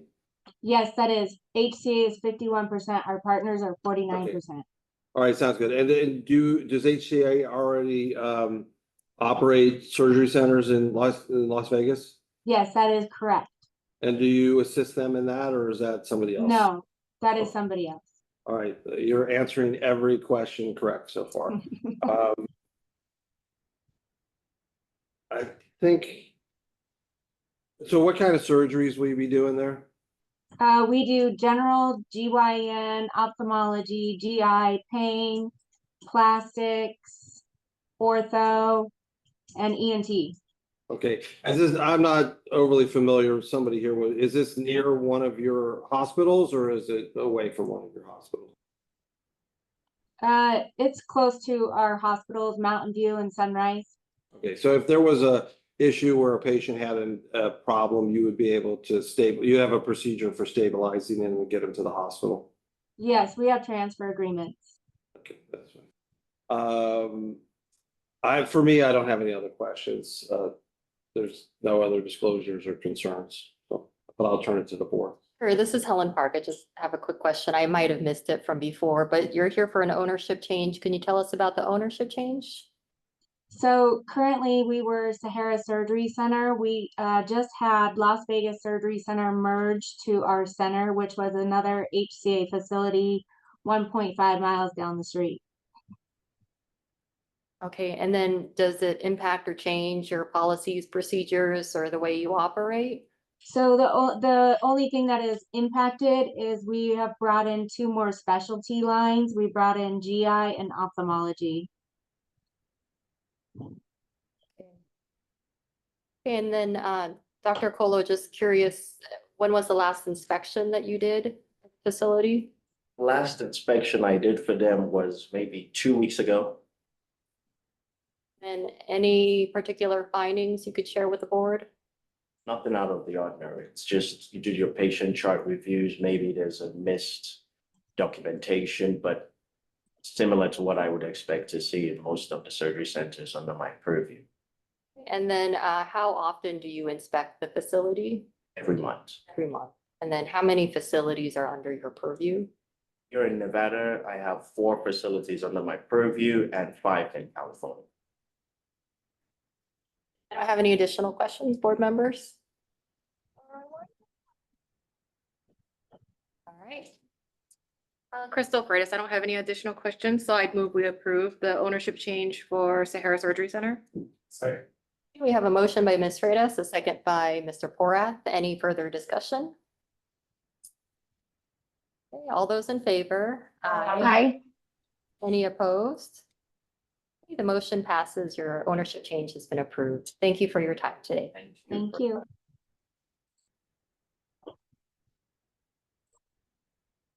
Do we have anyone else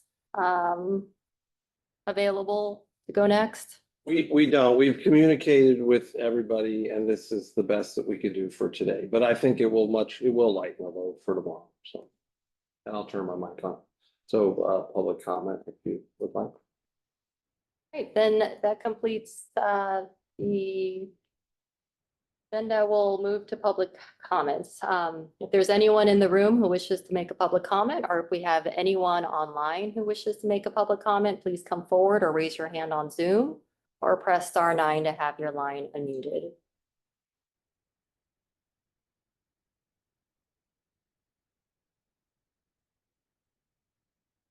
Not seeing anyone, Madam President. And I don't see anyone in the room, so we'll close the period of public comment. That completes our items for today. We'll reconvene tomorrow morning, 9 a.m. Thank you.